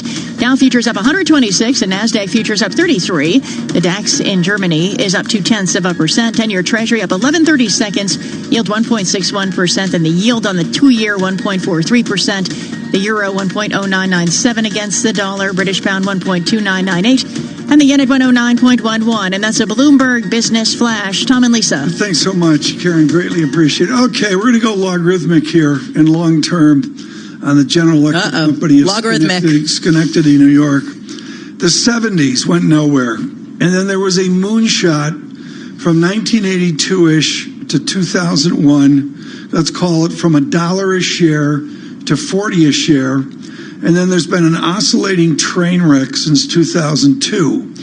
Karen Ubelhart knows that resistance to this exercise is not 5 or 6 to 12, but resistance here is something in the vicinity of $24 a share on the long-term chart. Can Lawrence Culp get GE back above $20 a share anytime before I'm 6 feet in the grave? On earnings power alone, with aviation and healthcare, I mean, he's got a real powerhouse there. He's got to get something going in power, and it looks like he stopped the bleeding there. And that's a sizable business as well. So, don't ask me on timing. Well, I was going to go, down to the months in a given year, but the path here seems to be brighter than 90 days ago. Yes. What happened? Well, the cash flow was quite surprising. And again, power has been some of that better than expected on the cash flow. They're spending less money on restructuring, but also the operational basis is doing better. And also aviation generated more cash flow than expected. Yes. I mean, we had 9 months into it. They raised cash flow and said, well, about break even on cash flow. And they came in at $2 billion. That is better than expected. And it was all done in one quarter. How much credit does Larry Culp get? I think it's him. Okay, so he is actually turning this around with his plans here. I'm just wondering how much upside. I know you can't have a call on GE, but do you think that the upside is material from here that has not been priced in, or do you think that today we're seeing it being priced in short order? Well, you can't really look at it on the EPS in 2020, right? You've got to look at it at a much longer earnings power and then discount it back because, he's still got a lot of work to do to get real earnings, but they're there. I think they're they're embedded in the core businesses that they have. And, there's some short-term risk, there always is, but he's managing the liabilities, fixing them so much quicker than expected. The biopharma thing, I think, was great idea because now he's got real money so the liability thing we can rest a little bit better on, and now it's just get the earnings power in those troubled businesses back up. Is he done selling assets? He's still got Baker Hughes. That's over $10 billion. That's the last big thing. I think he'll look in the non-gas power business and sell some things there as well. There's nothing there that's terribly core. So that's, the steam power business from Alstom, a few other smaller things, nuclear, he might sell some there. GE is the classic conglomerate. It is shrinking dramatically. It is trying to refocus. What is GE going to be when it emerges from all of this? What kind of company? I think that they will eventually do something with healthcare. I don't think there's a rush on that. It's a good business. They're still going to be, I think, a diversified company. But down the road, I wouldn't be surprised if there are three companies, an energy company, a healthcare company, and an aviation company. But that's down the road. Let's take the two news stories of the moment. One, of course, is Boeing. They make tons of Boeing engines, and is it they have a joint venture on the 737 MAX engine? Are they exposed there, as we saw from Boeing today? The biggest risk I have down right here, the biggest risk in the short run is getting the 737 back up and running. And he mentioned that a lot. He was hedging his bets a lot on the call because you just don't know. Everybody's now assuming mid-year, but everybody was assuming fourth quarter. The line keeps moving. Is there any discussion that General Electric is liable for the horrific two accidents? Or no, they're removed from that. Yeah. Then in GE Health, do they apply value in the search for a viral cure, as we heard from the chief scientist at Johnson & Johnson? I don't think that would be in the life science business, but I don't really think they're involved in that. And that's not going to be their business after the first quarter anyway, the life science business. Okay, excuse me. Just zooming out, given the fact that General Electric had to downsize dramatically in order to get to this point where you could see a path forward, is this an indictment of the former model of becoming a bigger and bigger conglomerate just for the sake of being diversified? I still actually believe in the diversified model, but the world doesn't at this moment. So everybody is simplifying. And those of us that have been around a while know that this comes in waves, right? So everybody now is going to smaller businesses. I thought how simple GE is today that I have to only look at 4 businesses and not 7. It's a lot easier. But I think the multi-model can work. Well, what's the significance of Borg Warner Delphi Technologies yesterday? I mean, is 2020 another year of roll-ups? It's funny because, as I've said before, we're taking them apart, and down the road, we're probably going to put them back together. Yes. Okay, Ubelhart lecturing on investment banking now. Continue. No, because I think once we go through a first real recession, and we really haven't had one, all of a sudden, oh my gosh, I'm a pure play in HVAC, I'm a pure play in this. Cycles. Did you hear the blasphemy that came out of Karen O'Leary? They take the companies and break them apart. He's talking to Paul Sweeney right now. Yes, Karen's seen more cycles than most investors, so she knows what she's talking about. Did you know that? They break the companies. That's what I understand. It's all about investment banking fees. Absolutely. The bankers will be knocking on the doors to put it back together. You heard it here first. And I cover machinery. I know what cycles are about. I've covered machinery for 30 years. And when it goes down big. With time left, we're out of time, Karen. I can always go longer with you. Is your area of value right now when you look at silliness of Apple and the other companies we've looked at today? Well, the industrial stocks did really well last year, and they were in a recession. So, they've got to deliver on 2020, in my opinion, and they're going to start the first half pretty slow. But I would not have thought the stocks would have done as well last year with the earnings. Karen, you got to go. There's an investment banker on line 2. Karen Ubelhart with Bloomberg Intelligence today on General Electric. I'll tell you, folks, you're not going to get analysis like that anywhere else. That was just superb. Futures up 9, a sensitive song.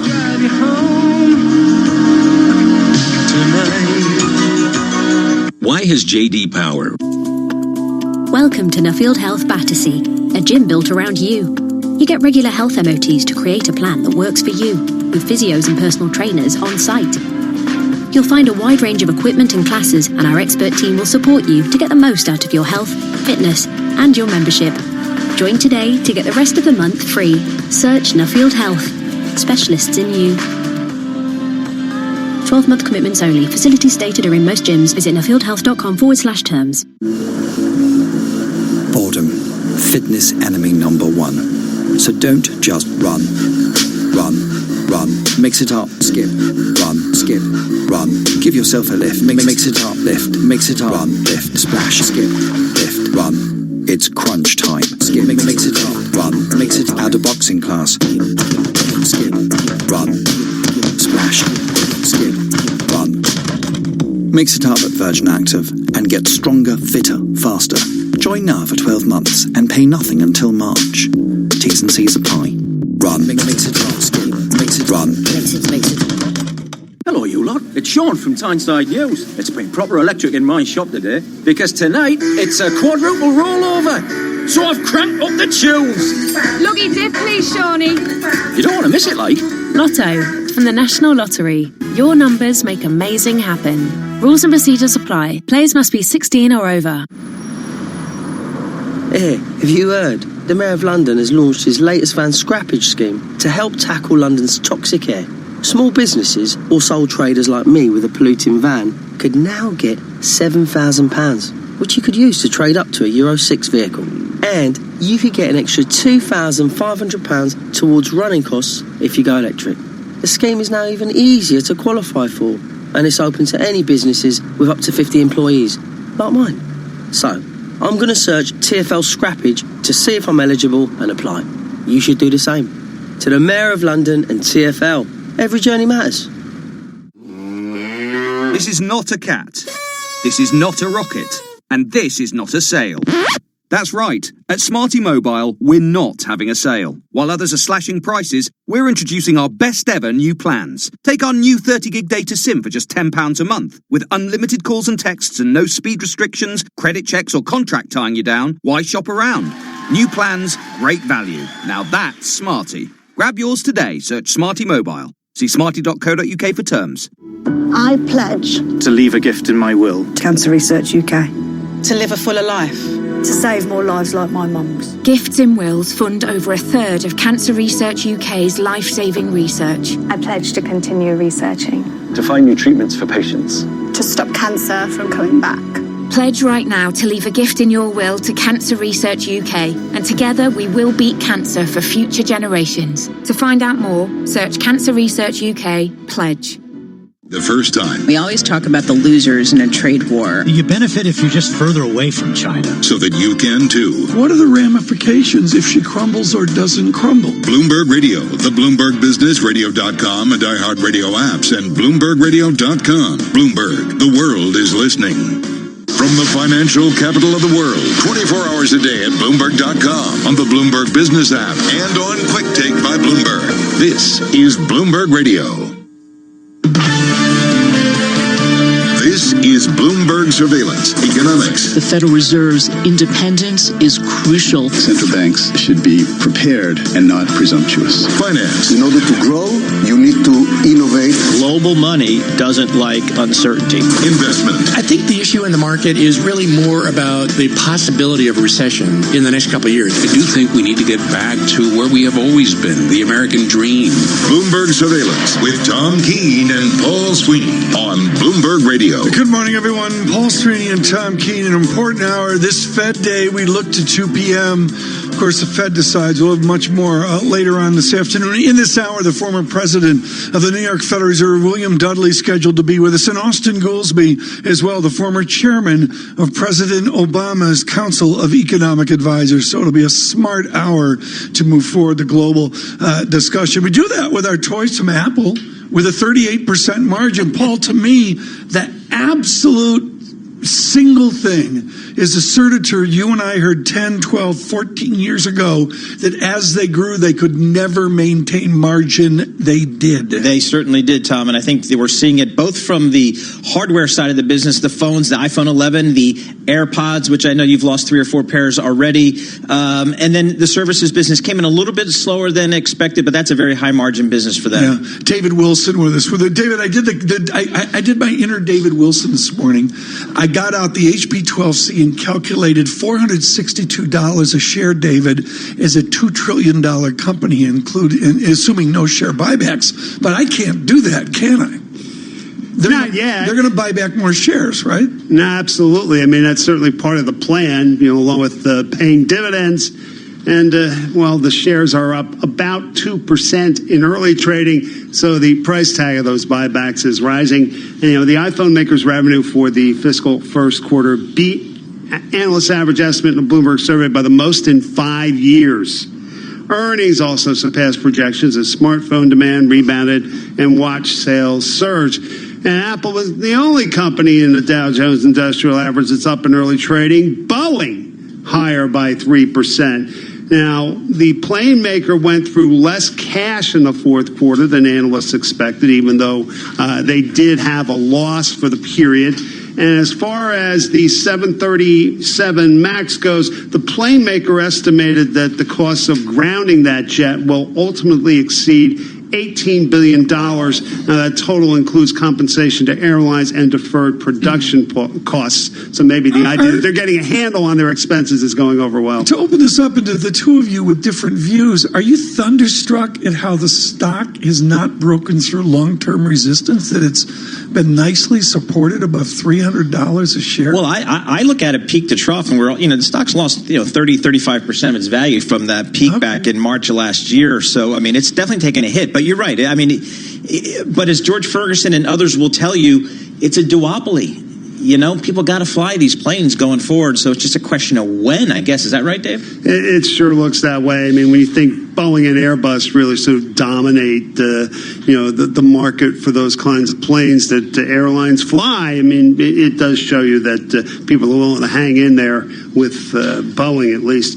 General Electric, the most active stock in early trading, up about 8.5%. Now, GE expects this year's free cash flow from its industrial businesses to be as high as $4 billion. Analysts only expected $2.2 billion on average. And let's not forget, free cash flow, money to pay back debt, to buy back shares, whatever the company wants to do with it. Fourth quarter results of GE showing profit and revenue beat projections. And MasterCard higher by 1%. The payment network's earnings for the fourth quarter were higher than estimates. They have a few stocks that really aren't moving all that much on earnings. That said, they're noteworthy. I mean, AT&T down 0.5%. Results for the fourth quarter showed the phone and media company's DirecTV service lost 1.2 million subscribers, and that drop was far larger than analysts expected. You've got McDonald's, basically little changed at this point. How are they doing? Well, they're doing okay if you look at sales in the U.S. and internationally. One thing, though, was that fewer customers visited the restaurant chain's U.S. locations last quarter. So you have that working against the company. Starbucks also off a bit. 0.5%. Right. The coffee shop chain closed more than 2,000 stores in mainland China because of the coronavirus. And that move outweighed fiscal first quarter earnings that beat us. Can I point out with Apple on the brain that MasterCard that David mentions, last 10 years, up 33% per year? Yeah. Apple up 34%. Why does everybody talk about... why do we talk about David, why don't we talk about MasterCard like this fixation about Apple? It's not as big a company. Yeah, come on, it's not as sexy. Yeah, that's true, too. Come on, it's not as fancy as... All right, you want to talk sexy? Please. Let's talk advanced micro devices. Stock's down more than 5%. Sexy doesn't always work. The chip maker's first quarter profit forecast trailed estimates. That said, I mean, to be fair, AMD up 10% this year after soaring 148% last year. Much expected from that company, no question. Just a quick survey. What else is happening? Earnings related. The health insurer Anthem down 4%. The payroll processor automatic data processing ADP, talk about not sexy, down 3.5%. The online marketplace eBay lower by 4%. On the other hand, chemical company Dow up 3.5%. The oil refiner Marathon Petroleum also up 3.5%. And the railroad Norfolk Southern higher by 6% in early trading. Bloomberg Stocks editor Dave Wilson, thank you so much. Tom, it looks like the coronavirus, it's a huge issue in Asia and some other countries, but the U.S. lawmakers are starting to say, hey, are we prepared here in the U.S. to get a sense of what's going on? We welcome a Bloomberg government reporter, Michaela Ross. Michaela, thanks so much for joining us. So what is the oversight? Who does the oversight? Who's thinking about the coronavirus from a U.S. perspective? That's a great question. I think at this point, all of lawmakers are very concerned about what's going on with coronavirus because it is, we're seeing over 130 deaths as of this morning, 6,000 cases. I think it's going beyond just the regular Homeland Security committees that I usually cover. But those two committees yesterday did speak up. They did both of them ended up by the end of the day writing the Department of Homeland Security saying we need to know your plans. We're concerned about this. We want to know that you have a contingency plans in place, that you're communicating with locals. Yeah, they are worried. Well,